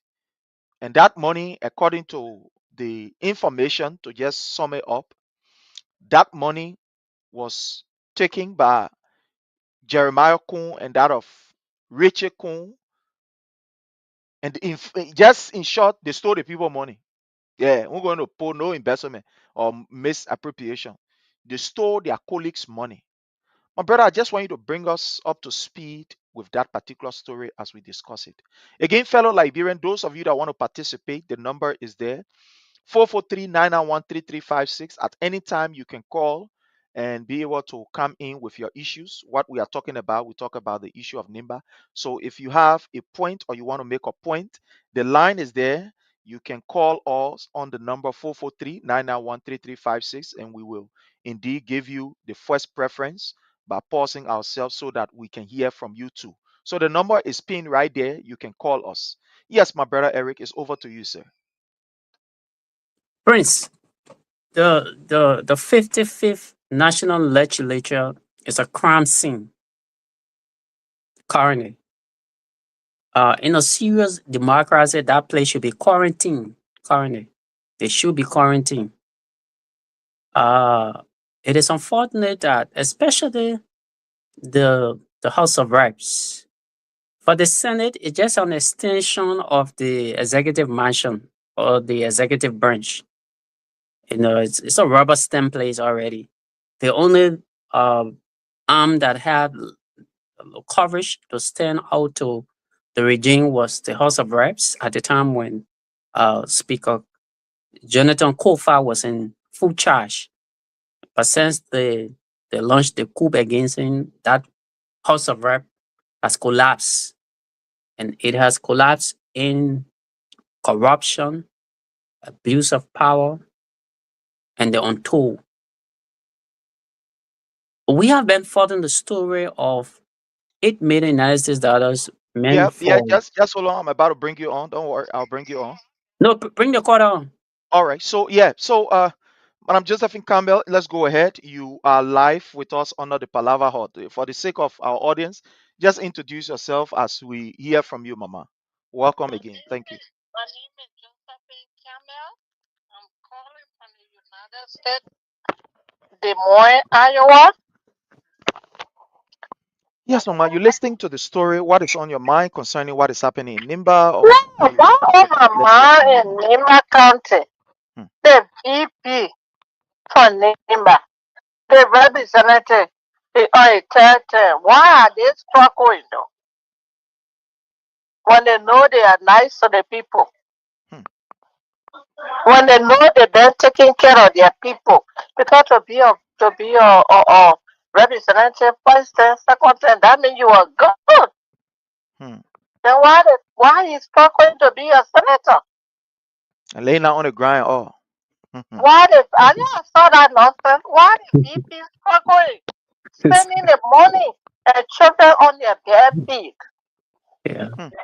And children have no food. Yep. No schools are closed. But he was able to give 100,000 life. Who was that one mothers there that used to wear black clothes? They looking at another mother. People going after her. That now they were supposed to stand for the woman. All the Muslim people, where all the Christians that used to be in the street? Hey, President Wiata. And now everybody quiet. People used to be here to be on their talk show to talk about Liberians issue. Yeah. Where are they today, my people? But call will beat them. Call will fight them. Mama on teleconference with. Yeah. That Jesus will beat them. Jesus will fight them. No one else. People will never be. Even the men who you want to represent, those states you want to take, the main voice is on the audio. They say when you take over, you divided the representative. You need to confess the mess you made. Then Joseph will beat the spirit, will drag you down until you get crazy. You kill that man. Although he killed people, but that Jesus can kill people. Why you're not on your rock uncle? Walk uncle now. Pray just in there. I know. But Jesus will deal with you. You believe it or not. You will be crazy in the street. We see you small. Going on a fake grade, in a Prince Johnson grade, people not know. The man before the election be over, you will be crazy. You will leave your position and be in the streets. In Jesus' name. Amen. Thank you so much. Thank you so much, Madam Josephine Campbell. Yes, my brother, it's over to you, sir. I mean, you can sense the frustration from Liberians, and this is somebody who is in the U.S. is completely frustrated about the way her country is being run. What more about people who are directly feeling the impact of bad governance under this rogue regime. What more about them, brother? But let's go back to the House of Rep. We have been following troubling reports about 8 million United States that Coca, not in fact he's part of it anyway, by the way, because he was the renegade or but Chairman. Yeah. Kun, yeah, but Kun and Kun. We have another Yeah, take your call call. here from Rhode Island. Hello, Take your caller. call. Your name and where you've joined us from, please.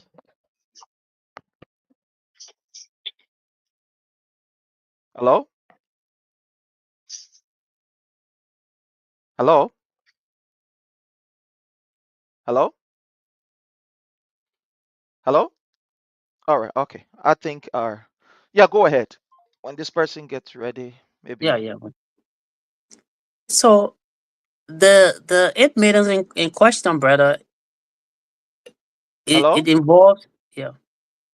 Hello? Hello, caller? Hello? Okay, yeah. Let's go ahead. Let's go ahead, my brother. I know the person having problem. So can I go ahead now? So the 8 million involves the salary and benefits of suspended lawmakers and their staffs. The Richard Cohen, purported speaker, as per the Supreme Court, and that of the vice president are the prime suspects of this missing $8 million. The report that we gathered was the National Security Advisor, Kofi Woods, was instructed by the president to invite Richard Cohen and ask the hard question, where is the $8 million that you seized from your colleagues and that of their staffs? Because the reason the president is trying to recover this money, it is not that he wants to reinvest it in the economy or wants to pay the people out of his magnanimity. No. He's doing that because he is cognizant of the Supreme Court ruling or opinion that will be issued on the 23rd of this month. And that ruling, clearly from the arguments, all of the arguments that we have followed, clearly shows that Richard Cohen and the quote-unquote majority bloc will leave with bloody nose. And because of that international shame that it will bring to Joe Braga, that he was brave enough to recognize an illegitimate speaker as a speaker, he does not want that embarrassment. So he's now requesting for that 8 million to pacify the lawmakers that were suspended, bribe them with their own money so that they can flip their loyalty to Richard Cohen. So that regardless of the outcome of the Supreme Court opinion, they will say, okay, we accept the Supreme Court opinion, we are illegal, and then they will quickly launch or introduce an impeachment proceedings against Speaker Jonathan Kofa. The economy is currently in a mess. They cannot find money to keep bribing the guys, so they had to reverse to what they call the money that was seized by them. But now that money is missing. And there is a purported press release from the HOR, the House of Reps, saying that the money is with the Ministry of Finance. But the Ministry of Finance does not have this money. That money was turned over to the HOR finance team, not the Ministry of Finance. So, I mean, this is a structural corruption that our country is faced with from the first branch of government. I can safely predict with the way this country is going, with the broad-day robbery and thievery that is ongoing, if I would say, that we are not safe. We are even sanction. I don't care what kind of sanction will not deter these guys from stealing. They are bent on stealing. Imagine stealing from your own colleagues. What more would they do to the ordinary people? So currently, the guys are still unpaid. They have not received the salary. Those who were suspended illegally, they have not gotten the salary because Richard Kuhn and Jeremiah Kuhn took the money and shared the money to keep those guys in the hotel at what's the hotel name, RILJ, was very costly. Where would they get? Where do they have to? Where do you think you're going to get that money from? Stolen money. So we are where we are today. But we look forward to the Supreme Court opinion on the 23rd to see. And again, we can't even say that there will be. We can say there will be legal action against Richard Kuhn and the vice president, because we have seen the violation of all the laws by the president himself, his lack of transparency and disregard to everything. So our only hope now is 2029, because currently the guys will not prosecute themselves. And our country will continue to sink. This is the point, brother. Thank you so very kindly, my brother. Thank you so very kindly. I think this is something that is very serious, like you said, and I like the way you put it. My people, when these lawmakers, those that feel that the Indian majority decided to take the law into their own hands, their friends or their colleagues decided that for us, we stand by the rule of law. We are not going to do what is illegal. We stand by the Constitution.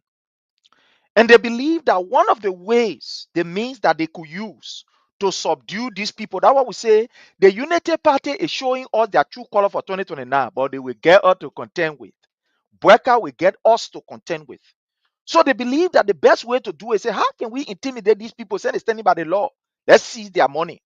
So quick, they say the lawmakers then that are in the law, or one will say that are on the side of the law, to intimidate them so they can join us, will seize their pay.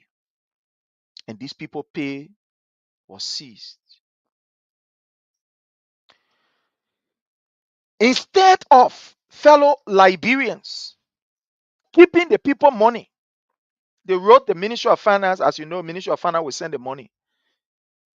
They send all the money that belong to the House of Rep to their account.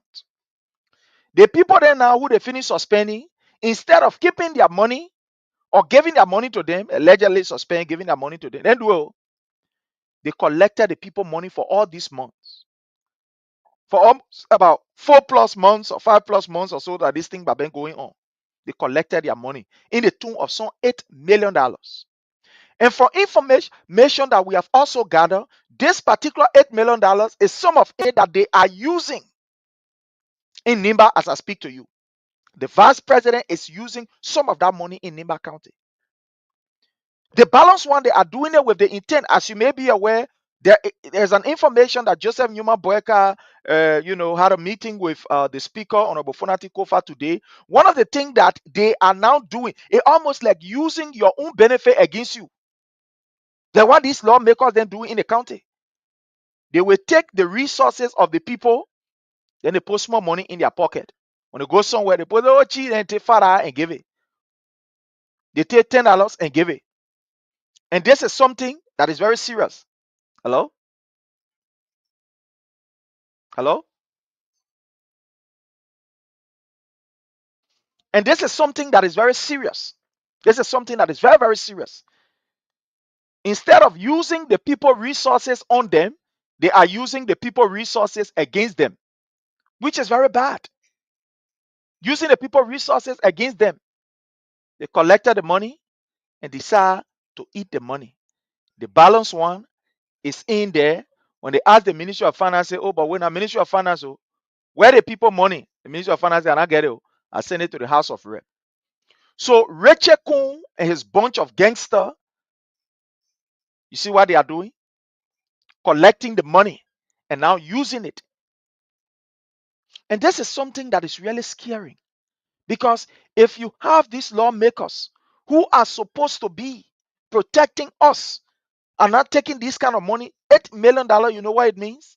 And using this money, you know what that money, the impact that money will have on the education sector, on the health sector, on the infrastructure of our country? For people to just sit down and eat 8 million, then we happy, we are excited. My people, it is scary. These people have come to rape our nation. They have come to ensure that we as Liberians continue to remain under abject poverty. That's why you see Joseph Numa Boyka is just, doing things, draining around, so that at the end of the day, he will call the point and say, my man, we'll get your pay, but we get your money, but you know what, I'm begging you, I just forget about it here. Yeah, let Rachel Kun, you be there, you forget it. People benefit, you want to use it against them. And this is scary. This is terrible. For indication now, Joseph Numa Boyka is even willing to bribe in order to get his way because he's noted for that. We all know what happened with Aloysius Talu from the central bank. They lie on them only because Joseph Numa Boyka wanted to move him and put his nephew Samora there. He lied on them and said, oh yeah, they made their money. They made their money, carried to President. We are all blah, blah, blah. They lie on Aloysius Talu name. They lie on his name. Only for the men to look at for long and say, no, but I can't sit down here for the old man here to come lie on my name. I get too much good record. I will go to the court. The man went to the court. Just like you my boy can call and say, I beg you, man. Lead the court business. That thing here, you're lying on your knee. I owe you for can. Let give you some kind of $300,000 for lead the whole thing. Don't disgrace me and give these people their money. And I had the people, I had Aloysius left. They gain all the benefit. 300. So Joseph Numa Boyka is noted for these kind of things. And that's why it's even scary. And there's the reason why, look, let me tell you, 2029 is not for the faint-hearted. Let's say, look, if you think that 2029 will start in 2028, you lying. It starts now. It starts now. It starts Prince, now as we speak to you. Prince, sorry, let me just back you up a little. Yes, sir. Go ahead, sir.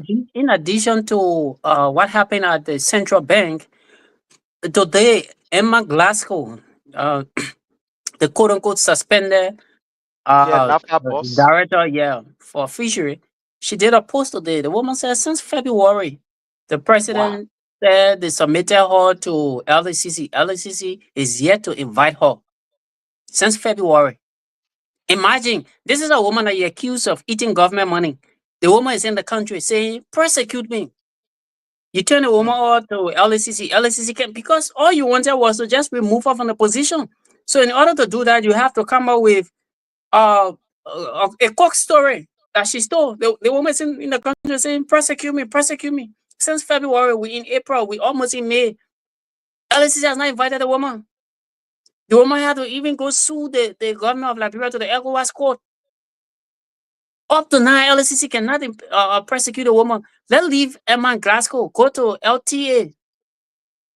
Okay, LTA, Liberia Telecommunication Authority, all those people that Boyka said he suspended and called for investigation. No investigation. That's where Arkansas and others are just sitting.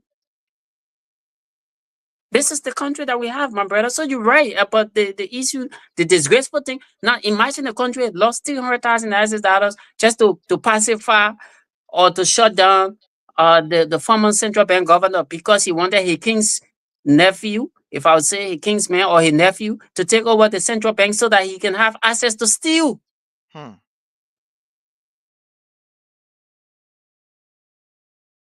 Wow. This is scary. So there where we found ourselves, fellow Liberians. So you see how Joseph Numa Boyka is using the Liberian people money, but these same people will stand and tell you say the country broke. But Joseph Numa Boyka is able to take $8 million to pay a loan where he took personal loan when he was in opposition, like he used to take loan from bank and other things. Only because he wanted to pay that particular loan and Aloysius Talu was there say, but cheap, but the money here, it's not government money.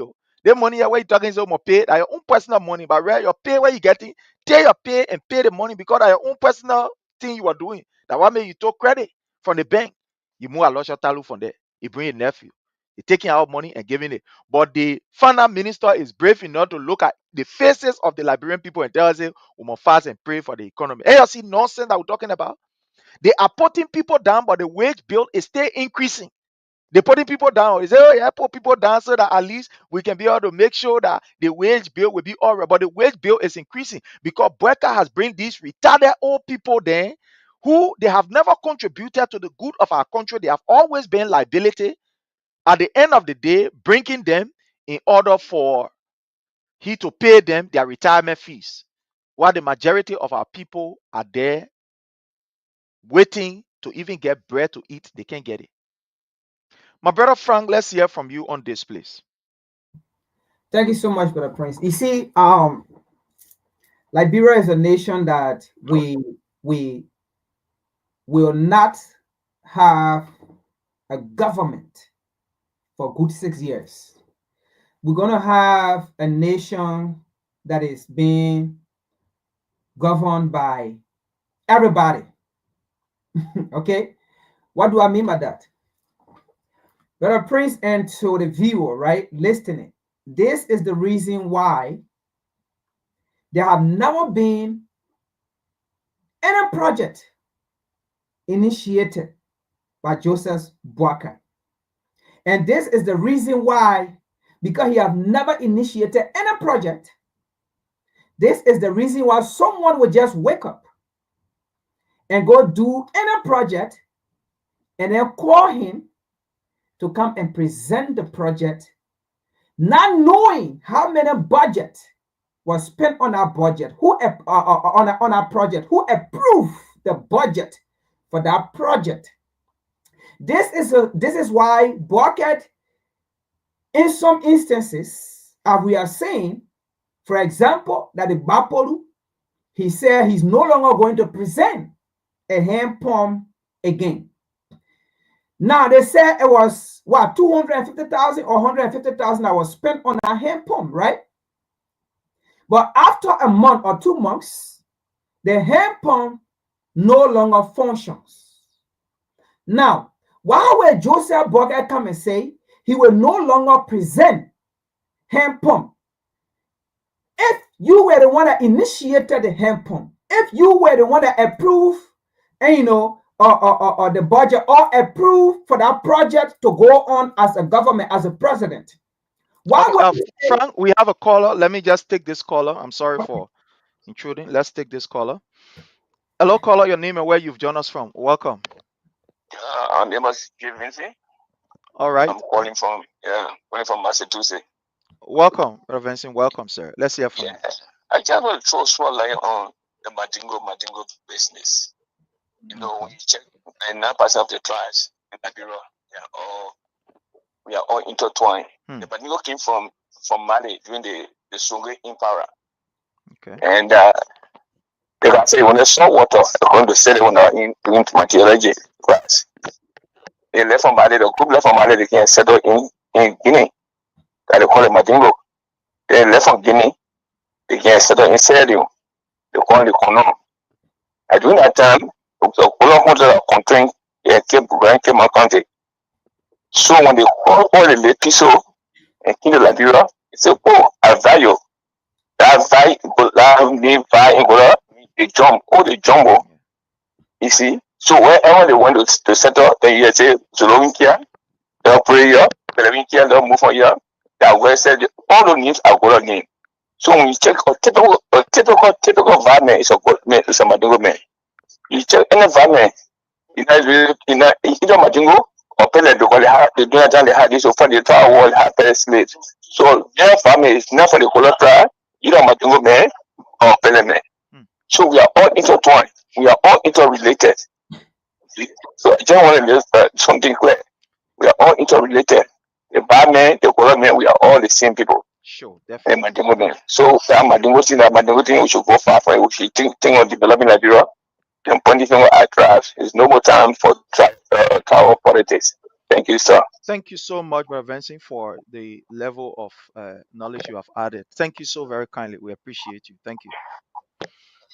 All right, so let's go to our brother Frank. Yes, my brother Frank, thank you so much. Thank you. I mean, like we said it already. Like I said, for me, I know my history. Okay, but like I said, almost every tribe in Liberia have Madingo background. But again, so the reason why all these meaning project, like Kula Fofana said, her president will no longer present meaning project, right?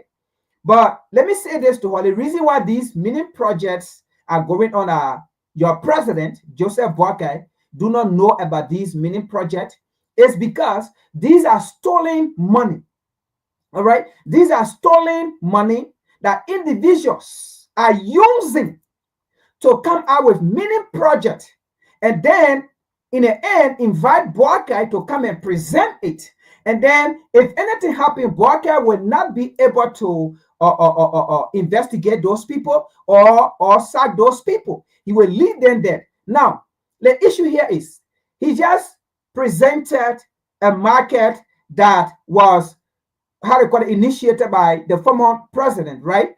Now, they said they spent 150,000, but according to story that we are getting, this market does not have bathroom, does not have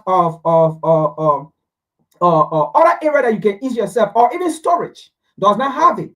150,000. Now, but the truth here is 150,000 was never spent on that building, because first of all, you see the building, it's not even painted well. It you see the market, it looked like a market that something that had been existing, I don't know what, 4 or 5 years ago or something.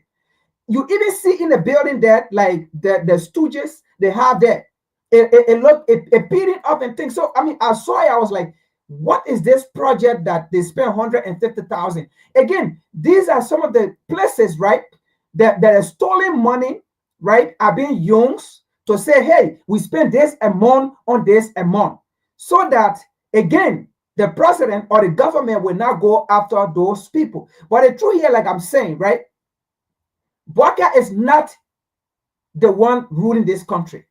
It is individuals who are going on about their own business, all right, stealing money and carrying on mining project and then inviting this men, not knowing even what's going on. Because for you to go and present a project that you as a president, that you present and then come back again and say, I will not present this. So the next time again, he will come and tell, oh, I will not present market. The following time, he's going to come and tell us again, you know what? I am not going to present any project that I don't know about. But again, let us say this, Eric, this was a president. We should not be surprised of what is going on in Liberia with all the money that are being stolen. Didn't Boakai tell us that he supports corruption, and if anybody want to be corrupt, they should come and join him? Boakai told us that clearly.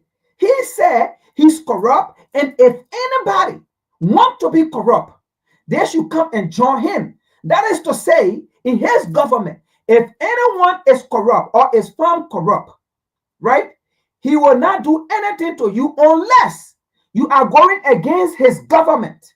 Then he will remove you or send you somewhere. And that's the reason why some people that he accused, those people might not be guilty, but those people could be individuals who are not in the guideline of being corrupt, or those people are not in that area or where they can accept what he's doing. So he see those people as threat, so he's going to levy allegation against them without any investigation. And that is why we are seeing some people being taken off their job and no investigation. And they are waiting to be taken to the court, but the government can't take them to the court. Because there are numerous instances where people have been found guilty have been alleged of corruption, but the Boakai administration have taken no action against those people, and they are still working in the government. Now, let's go to these representatives, right? First of all, I think those representatives that is suspended and suspended their pay, the Constitution is there. You know what baffled me? Like last week podcast that we read, right?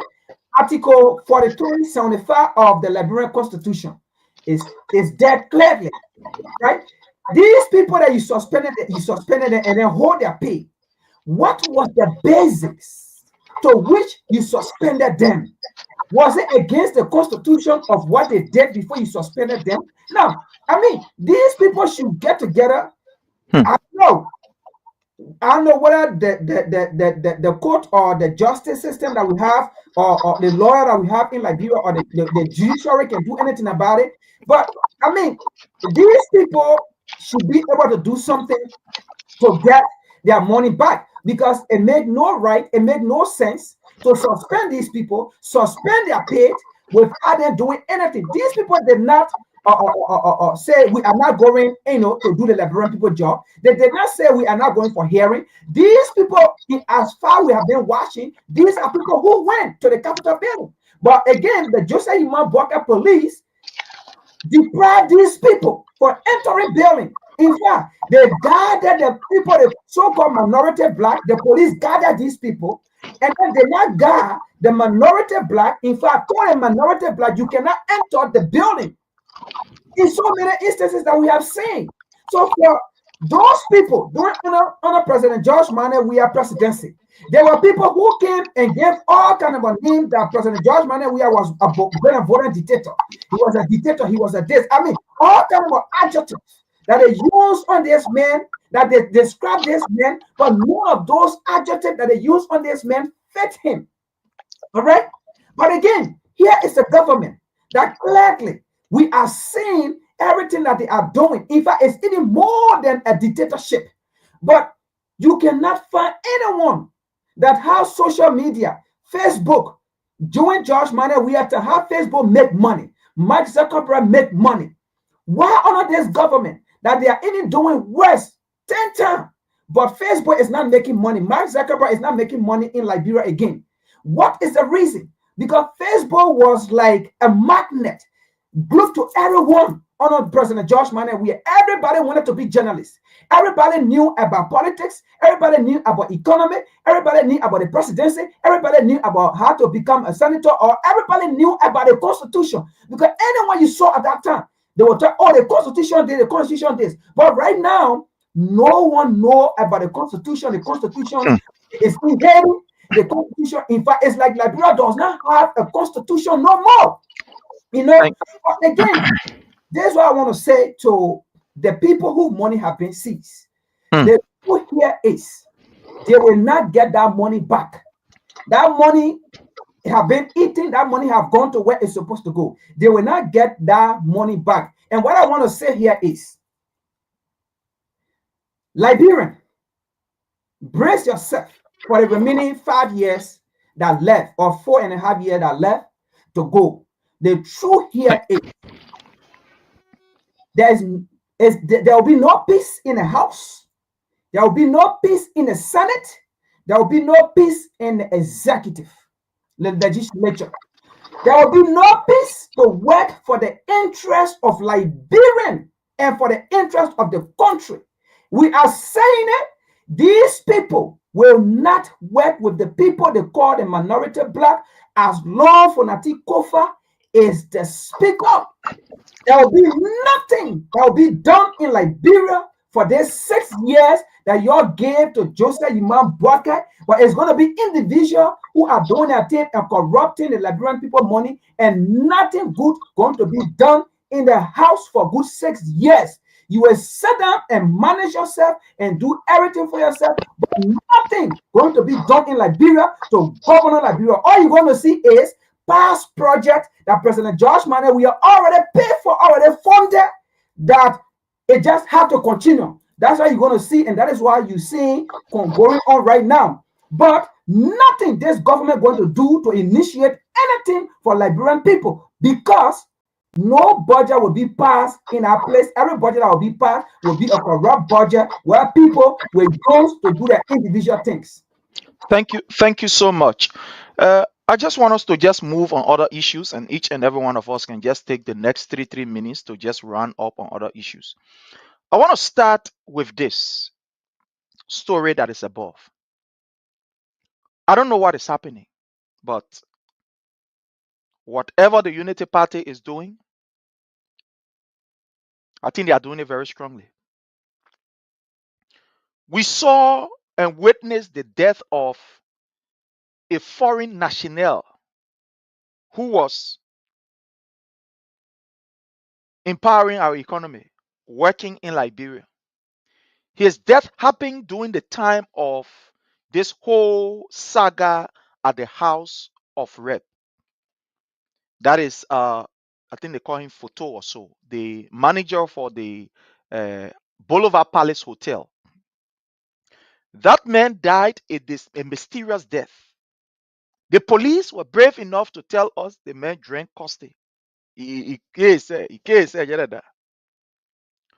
All of this mysterious death that has been happening in police cells, people been hanging themselves, the other one been happening. With the latest with this particular death of an auditor at the LRA, the government of Joseph Numa Boyka have decided to remain mute on all of these deaths.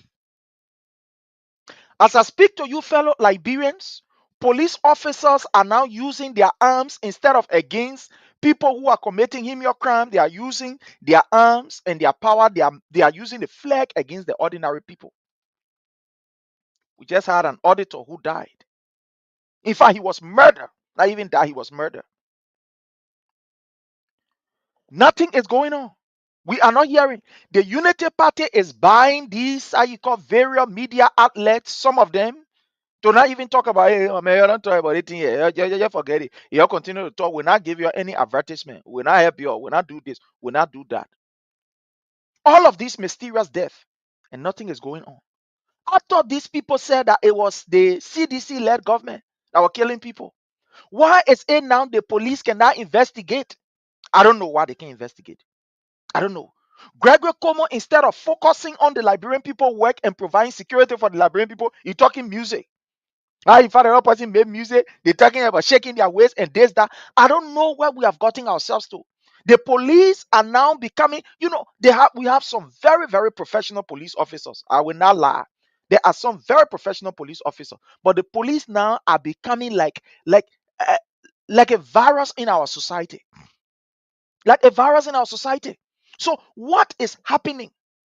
These are things that we need to understand, we need to know.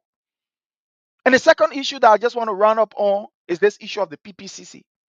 As per our law, anything above, I think, $10,000, whether be it from the government, direct, or from whatever government entity, it should pass through some kind, especially within the government cycle, it should pass through the PPCC. The public procurement, how you call, or stuff that it should pass through them, because they will be able to look at that document and see whether it meets all of the requirements as far as maybe transparency in accounting matters. But here is it, what we are seeing with this issue of the yellow machine. The first time we hear yellow machine story was almost $1 million. They already mentioned $1 million. Before we go low, they brought it down again. Now they brought it down. And now the boss of the PPCC is saying, where you're talking about people, I got no idea, I beg you, I don't know if I mean, I got no idea, I got nothing. This is scary. This is just to tell you that the Unity Party wants to do everything to start stealing early and prepare themselves for 2029. Look, the guys know that they have lost the election. Look at how unpopular Joseph Numa Boyka is. This man went on Benson Street. Can you imagine Benson Street, where when we bounce there, our men and all to that area, we common people, I'm talking about, we're not government official, we're not nothing. Well, when we bounce there, all our men will be coming from all our people when know, or people don't know, that whole place will be packed. Just like Numa Boyka went on Benson Street, you could even throw needle down, you will find a needle, interest that needle will get there while you throw it down in a place that it get cleared that. The videos are all here. These people have lost relevance in the Liberian people's eyes already. To add insult to injury, they're passing around and breaking people's houses. Who gave somebody, who just go and break somebody's place without giving them notice? I listened to one other lady, I listened to one of our sisters who said they just came there before you go low, they start breaking your place down without not even informing her. Only because maybe she's a sedition. The other lady, her business center, she said, but nobody gave me any notice. I didn't get any notice. They just can't start breaking places. But fellow Liberian, it is scaring in Liberia. Liberia is becoming a place now where somebody will say a no-go zone, especially when you are a critic against the government. And that's why those of us in the diaspora should pray for our people who are in Liberia and for our seditious brothers and sisters who are in Liberia and continue to stand against this tyrannic regime. because their life is at risk. Look at, for example, the motorcyclist boss. How you call himself? Trocon Yellow Machine. They call him Yellow Machine. This ball now, people are paying people to hunt this ball. Can you imagine? People are paying people to hunt this ball. The last time, look at Len Eugene Nangwe, when he spoke on the issue, they sent plain close people behind. In fact, the director for EPS openly threatening him that he will exterminate him. So if somebody like that, they can threaten, he had to run to the court. How much more than the common people? Liberia is on a time bomb. My brother Eric, let's hear from you as you conclude from your end, sir.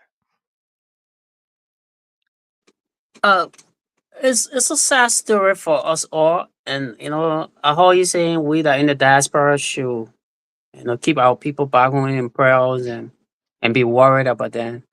But let me scratch it a little to say that we that in the diaspora should also be careful with our lives, because we are not off the hook by these guys. They can bundle us anyway or can eliminate us anyway. They have unlimited access to state resources. They could use anybody to get at your brains. Could be your best friend. It could be somebody that you have done no wrong to. So our lives, are at risk. But this is what we have signed up for. Not only our family members back home, but our lives here. So we have to be concerned as well. Sure. You share the story of the auditor James, that mysteriously died. Up to now, there is no investigation. We do not know the cause of death. In fact, the reports that we gather and the Diaspora Light wrote on that, and thank God you share it, was this guy was he was kidnapped. He got missing before his death. And then later on, his body was just found laddering around. On the street. It's worrisome. And you're right. The Boulevard Palace manager death is still unsolved. Even though the government said they were going to launch investigation, there's absolutely no investigation. The mass murder that the state did in King George, Grand Cape, County is still unsolved. Survivors and victims of that horrific incident in February of 2024 in Grand Cape, they are still grieving. Justice is a wild goose chase for them. They're still crying and crying for justice, and justice is far away from them. The president is completely on board. The Ministry of Justice is completely on board. Peaceful protesters take to the street, to petition the government. The lethal weapons being used on them brutally. No justice for them. And all of these things continue to prosper. These horrible things continue to prosper in our country.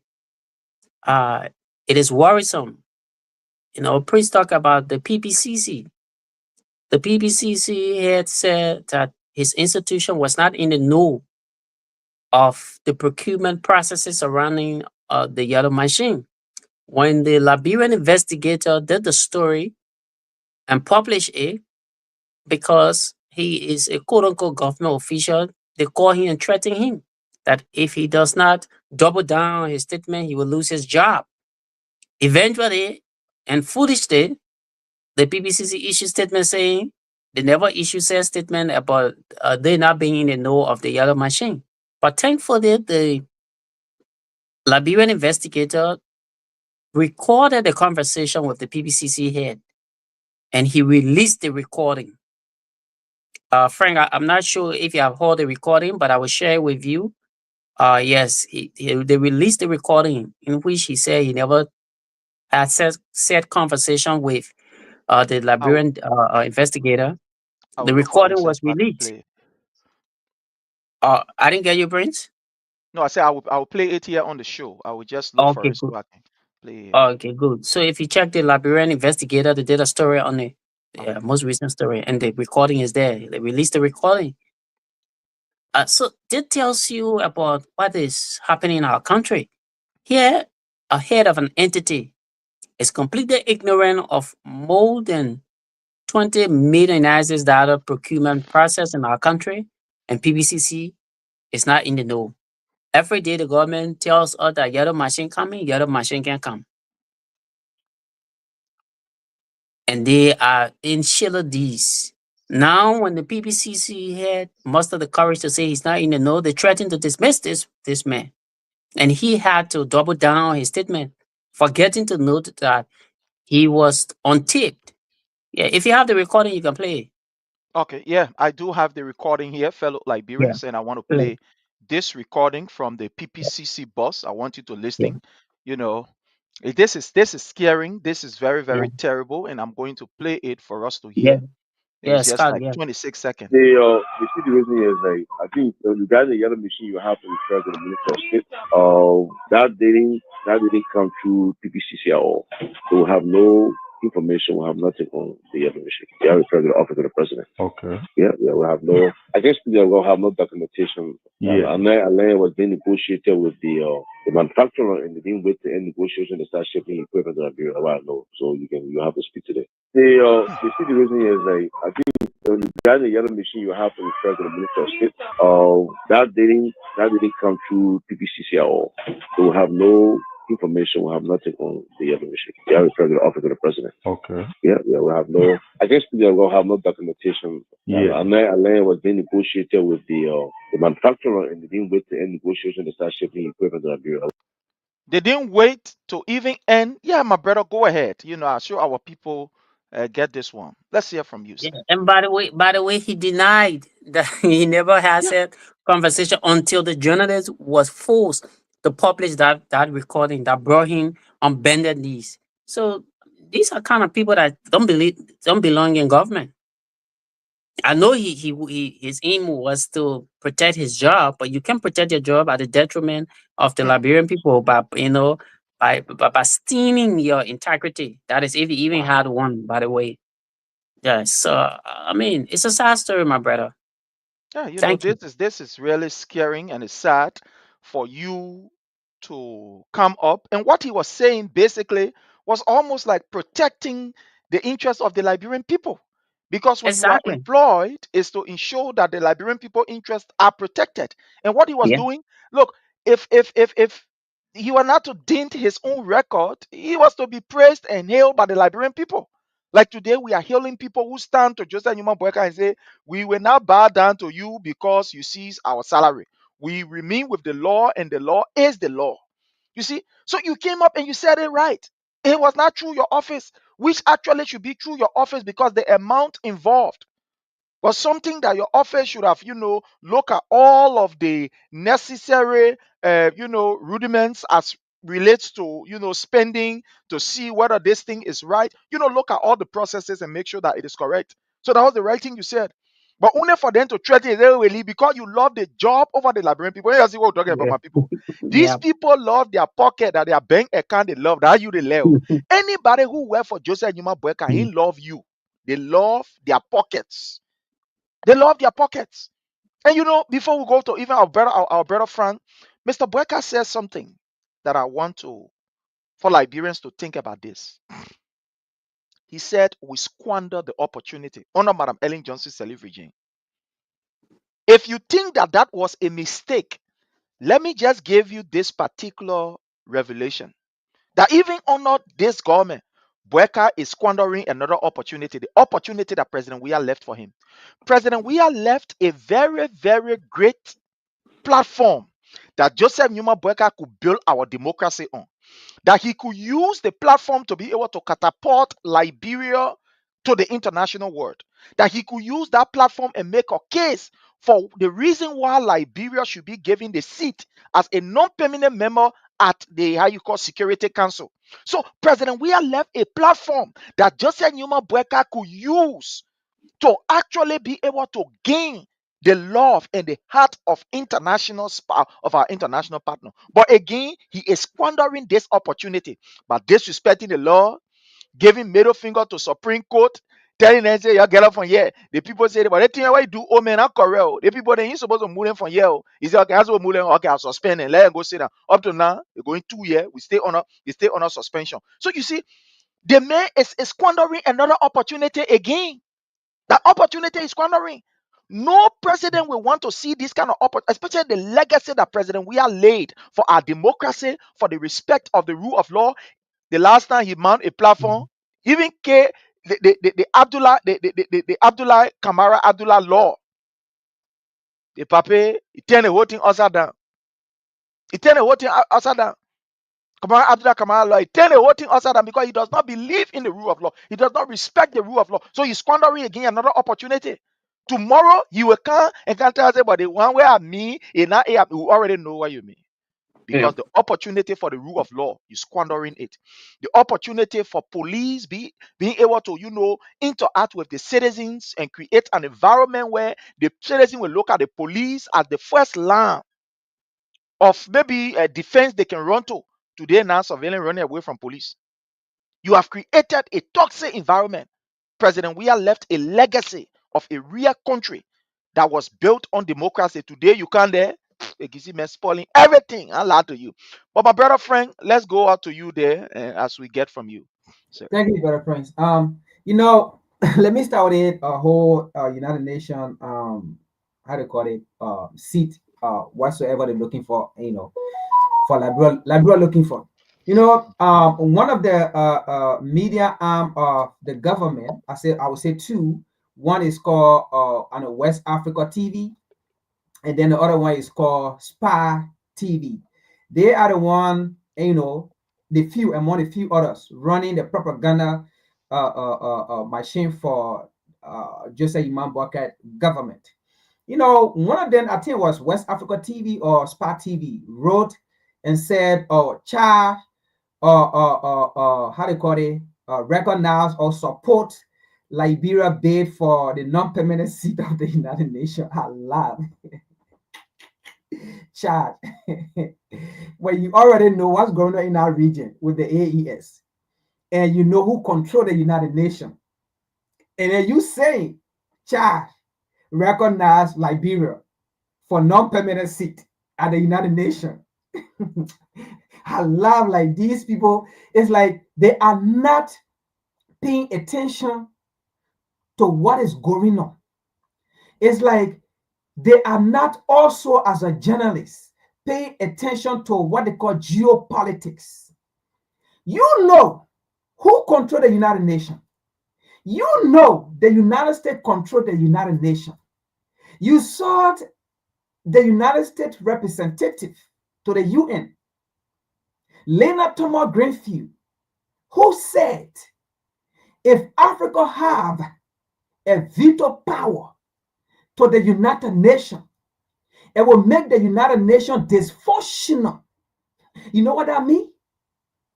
African leaders are dysfunctional because it is African leaders.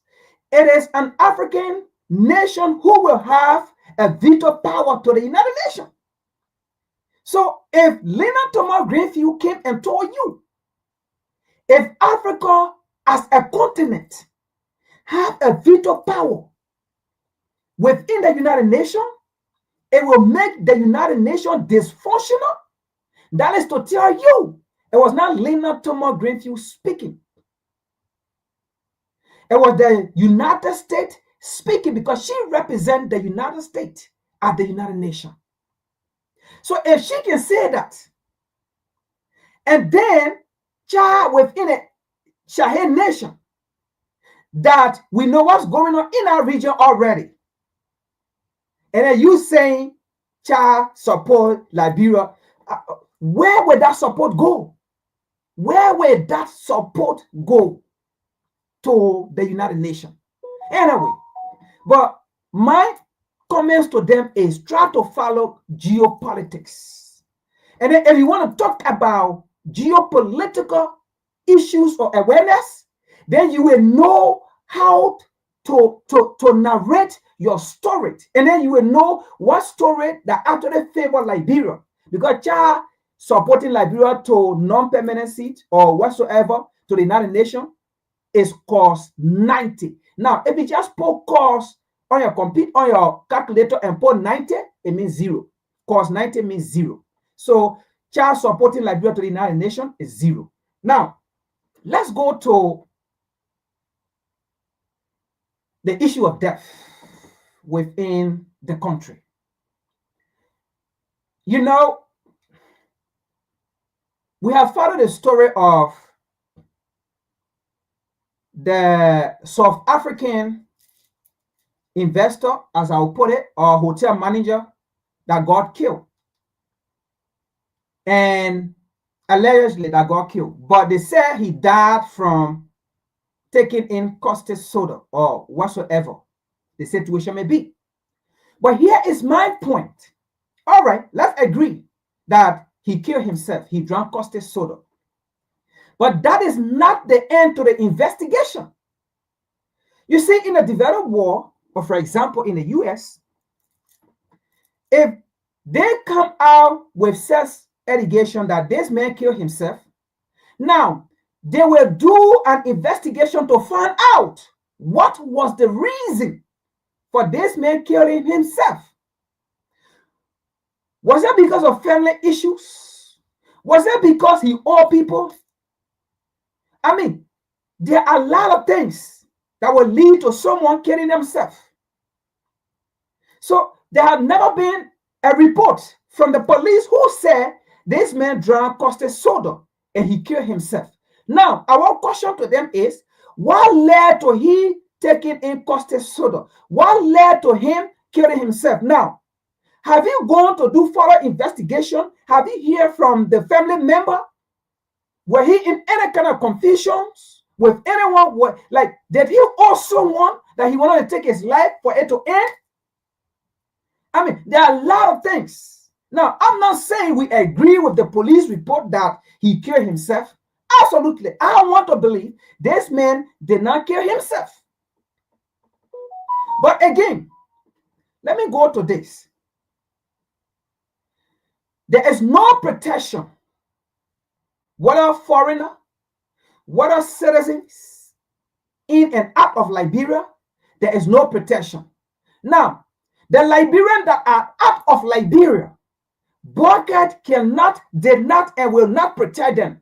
Recent story, what Burkhardt said, Burkhardt mocked Liberians who are out of Liberia, saying that Donald Trump is coming for you. And he laughed about it. That is to tell you, a government that needs to protect his people internally and externally cannot. He's dysfunctional. Now, because Burkhardt cannot protect his people internally, that is why he asked, or he carried on an executive order 141 to say Liberians should register their arm and ammunition to go and fight and protect themselves. What am I saying this? I'm leading to a point or to a place. The reason why I came to this executive order by Joseph Imam Burkhardt 141, why will Burkhardt sign an executive order 141 for Liberians to protect themselves, for citizens to protect themselves, if he knows the nation Liberia is already in chaos, if he knows the nation Liberia is already dysfunctional, if he knows the nation Liberia is now engulfed with terrorists, if he knows the nation Liberia is not engulfed with violence, that is why he signed the executive order 141, because he does not have the police to protect the citizens. He does not have the army to protect the citizens. He does not have the security to protect the citizens. So he made it known to us. Now, if you made it known to us, President Burkhardt, why now are you coming out? One of the prominent citizens, one of the first citizens of the nation, President George Manuel Weah, you are saying you want to take away his security benefit.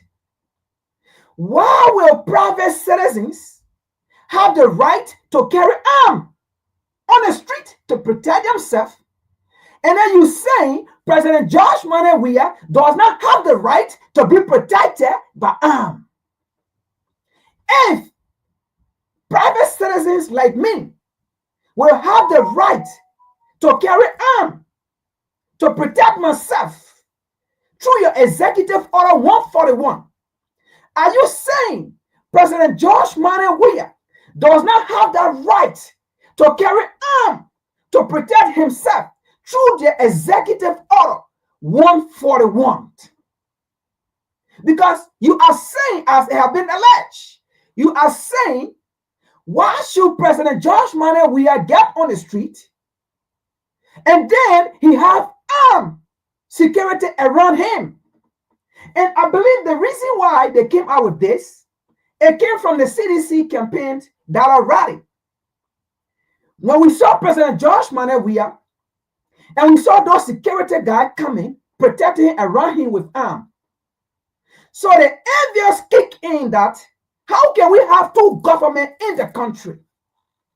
Because President Joseph Boakai is saying, or was simply saying, I am the president, I should be the one for security of armed personnel to be around me, not President George Manneh Weah. That you see all those crowds supporting him, and then you see armed personnel around him, guarding him. So that means we have two presidents. Because in his mind, because they have tried to assassinate this guy, to kill this guy several times, numerous times, they have been unable, so they are trying to degrade this man. But the issue here is, this is why Boakai keep making mistake. Is President Weah not part of the Executive Order 141? Let him come to tell us President George Manneh Weah is not part of that Executive Order 141. 141 does not apply to President George Manneh Weah. It only applies to other citizens. And then we will understand that, okay, President George Manneh Weah, this 141 Executive Order does not apply to you. Because as we all know, if President Boakai passed that 141, it means it is a law. Anything that comes from the president is, especially if it comes as an executive order, it is a law. It is a law that people need to abide by. It is a law that people need to uphold to, because he is the law of the country. So if he come out with an executive order, definitely it becomes constitutional. So are you telling me that constitution of that executive order does not apply to President George Manneh Weah, that you want to take his arm right from him? So President Boakai, are you sure what you are doing in our country you are leading? Are you sure these things that you are doing is actually coming from you? Are you actually reading these papers when it comes to you? Are you actually reading it to make sure that anything you say, you will be able to back it off? Because as far as we are concerned, President George Manneh Weah is entitled to that 141 executive order, just like any other private citizens in that country. So he's not excluded. He's included. And you will be included in every decision you make to protect Liberians. President George Manneh Weah will be included in it. Now, because of that executive order, Boakai, you went and bought $1.2 million car, bulletproof. Because of that same executive order, are you telling us your life is better than President George Manneh Weah? That we say this clear. Your life is not better than any Liberian in that country. Your life is not better than me. It's not better than the next man. It's not better than the others. Just how you feel, you need to protect yourself because the country is not engulfed with violence. And you went and bought a bulletproof car because you are seeing a vision already of Liberia being a total chaos. It is in a same way that President George Manneh Weah need to be protected from every chaos. The same way you want to get in your bulletproof car and move and go back home to your family. That's how President George Manneh Weah want to be protected to go back home to his family, because under your leadership, Liberia have become a laughable nation. Liberia have become a laughable democracy. Liberia have become a lawless country. Liberia, it is now a nation where anybody can go and just beat anybody. I mean, I saw a video, I don't know if it is Lofa County, Brother Prince. There was a lady, this individual said, this lady went on his farm and pick up some crop or vegetable whatsoever. This guy tied this lady and hang the lady on a tree. Hang the lady and start beating the lady. And people were there. They could not speak for this lady. They could not stop this act. In fact, they walked behind this man, this lady begging. They naked this lady. Recently, they naked the lady. They start beating the lady, and he's telling the lady, I will kill you today. Stepping on the lady, telling the lady all kind of things. And they tie this woman. I mean, people are taking the laws into their hands in this country, because even the police themselves are fighting among themselves. The police fighting common citizens. So there is no protection for anybody. This country have become a lawless country. How can any investor go? For me, I don't believe in investor. Anybody come from overseas, foreigner, they are there to loot, to steal our resources, because they are our investor, if you want to put it that way, in Liberia. But they are there looting our resources on the consent and demand and approval of the same government official. And these people are there looting our resources. But again, before I digest and rest, the truth of the matter here is, what we are going to see 2029, oh boy, all hell going to break loose. You think what you are seeing right now, Liberian, do you think these people will easily give power over? Let me tell you this. If today is election and Boaka Yimah lose 700, I am not saying 17,000 or 7,000. I mean, Joseph Yimah Boaka lose 700. Boaka will not give that presidency out. If Boaka lose 700, Boaka will not give that presidency out. These people will not give that presidency out to anybody. And let me say this. I know most people are saying, while most of the political candidates under George Weah administration, they were all on Facebook. They were all on every platform talking about George Weah government, talking about how he's not good, how he's bad, how he's this. Why it is? Because they said it was speaking for the Liberian people. Today, they are not speaking for the Liberian people because they are all the same. Don't get it twisted. They are all the same and they have the same agenda. And that agenda is, for you, they call it commoner. For you, they call it native. For you, they call it country chicken. Not to have the opportunity to compete with them because they saw it. Who told you that President George Manneh Weah was doing wrong thing? Who told you that President George Manneh Weah was not in your interest?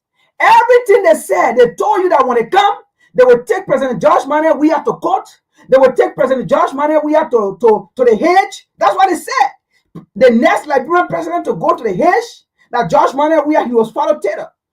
When they told you everything he was doing, in fact, his horses that he was buying, when they come, they will do investigation. They will take it from him, that state property. What it is today, they have not yet come out to do any investigation about the estate that he bought. Why are they not coming out? Because they said they have evidence. Why are you not questioning these people? Where are the so-called journalists? You people were bought. But you people say you were speaking for the Liberian people. Why are you people not costing bucket government about the estate that George Weah paid, and they say they have evidence in the state resources? Where are those evidence? Why are they not coming today to take it, because they said they was going to take it from him? Why are they not talking about it today? Why are you not costing the government? Why are you not costing the government about all the bodies that they saw in the street, that they have evidence? That you had Jerome Verjaden, their so-called lawyer, that said they have evidence about all the chaos, the death that was going on. They had the evidence yesterday. Why are they not having the evidence today? Why are you not asking these critical questions?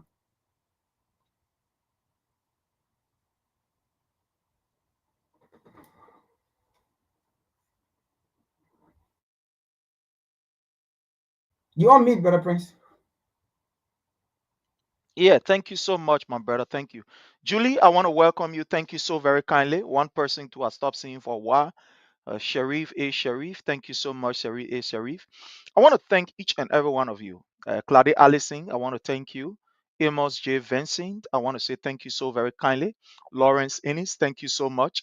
I want to appreciate you. I mean, all of you. Rising Sun, Phil Will, thank you so much. I mean, all of you. The names are just so many that I can't be able to call all. The general, I want to say thank you. Obadiah Tokpa, thank you so very kindly. I want to appreciate all of you. You know, 2029 starts now. Nobody should deceive you that 2029 is start 2028 or 2027. It starts now. Look at what these people are doing. The disrespect for the rule of law is intentional. The killing of our people, using police to intimidate our people, where the vice president of the Republic of Liberia will endorse a notorious man who uses his platform to attack another tribe.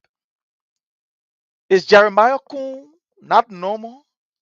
Has he forgotten where we come from as a people? I want to say to those of you that are under the sound of our voice in Liberia, Edith Gonglo Ware is the best person we believe that can represent the interests of the people of Nimba, because she has shown to be an exceptional lady. But again, I want to thank each and every one of you. Time have caught up with us. Until we meet again here on another Friday of next week. This is Under the Palava Hut. You can follow, like, share the page. We are also on YouTube under the Palava Hut. We are on X on the Palava Hut. And you can follow my own personal profile. That is Prince Sharif. So I want to thank each and every one of you. And a special thanks go to my brother Frank Ogonganu Molba.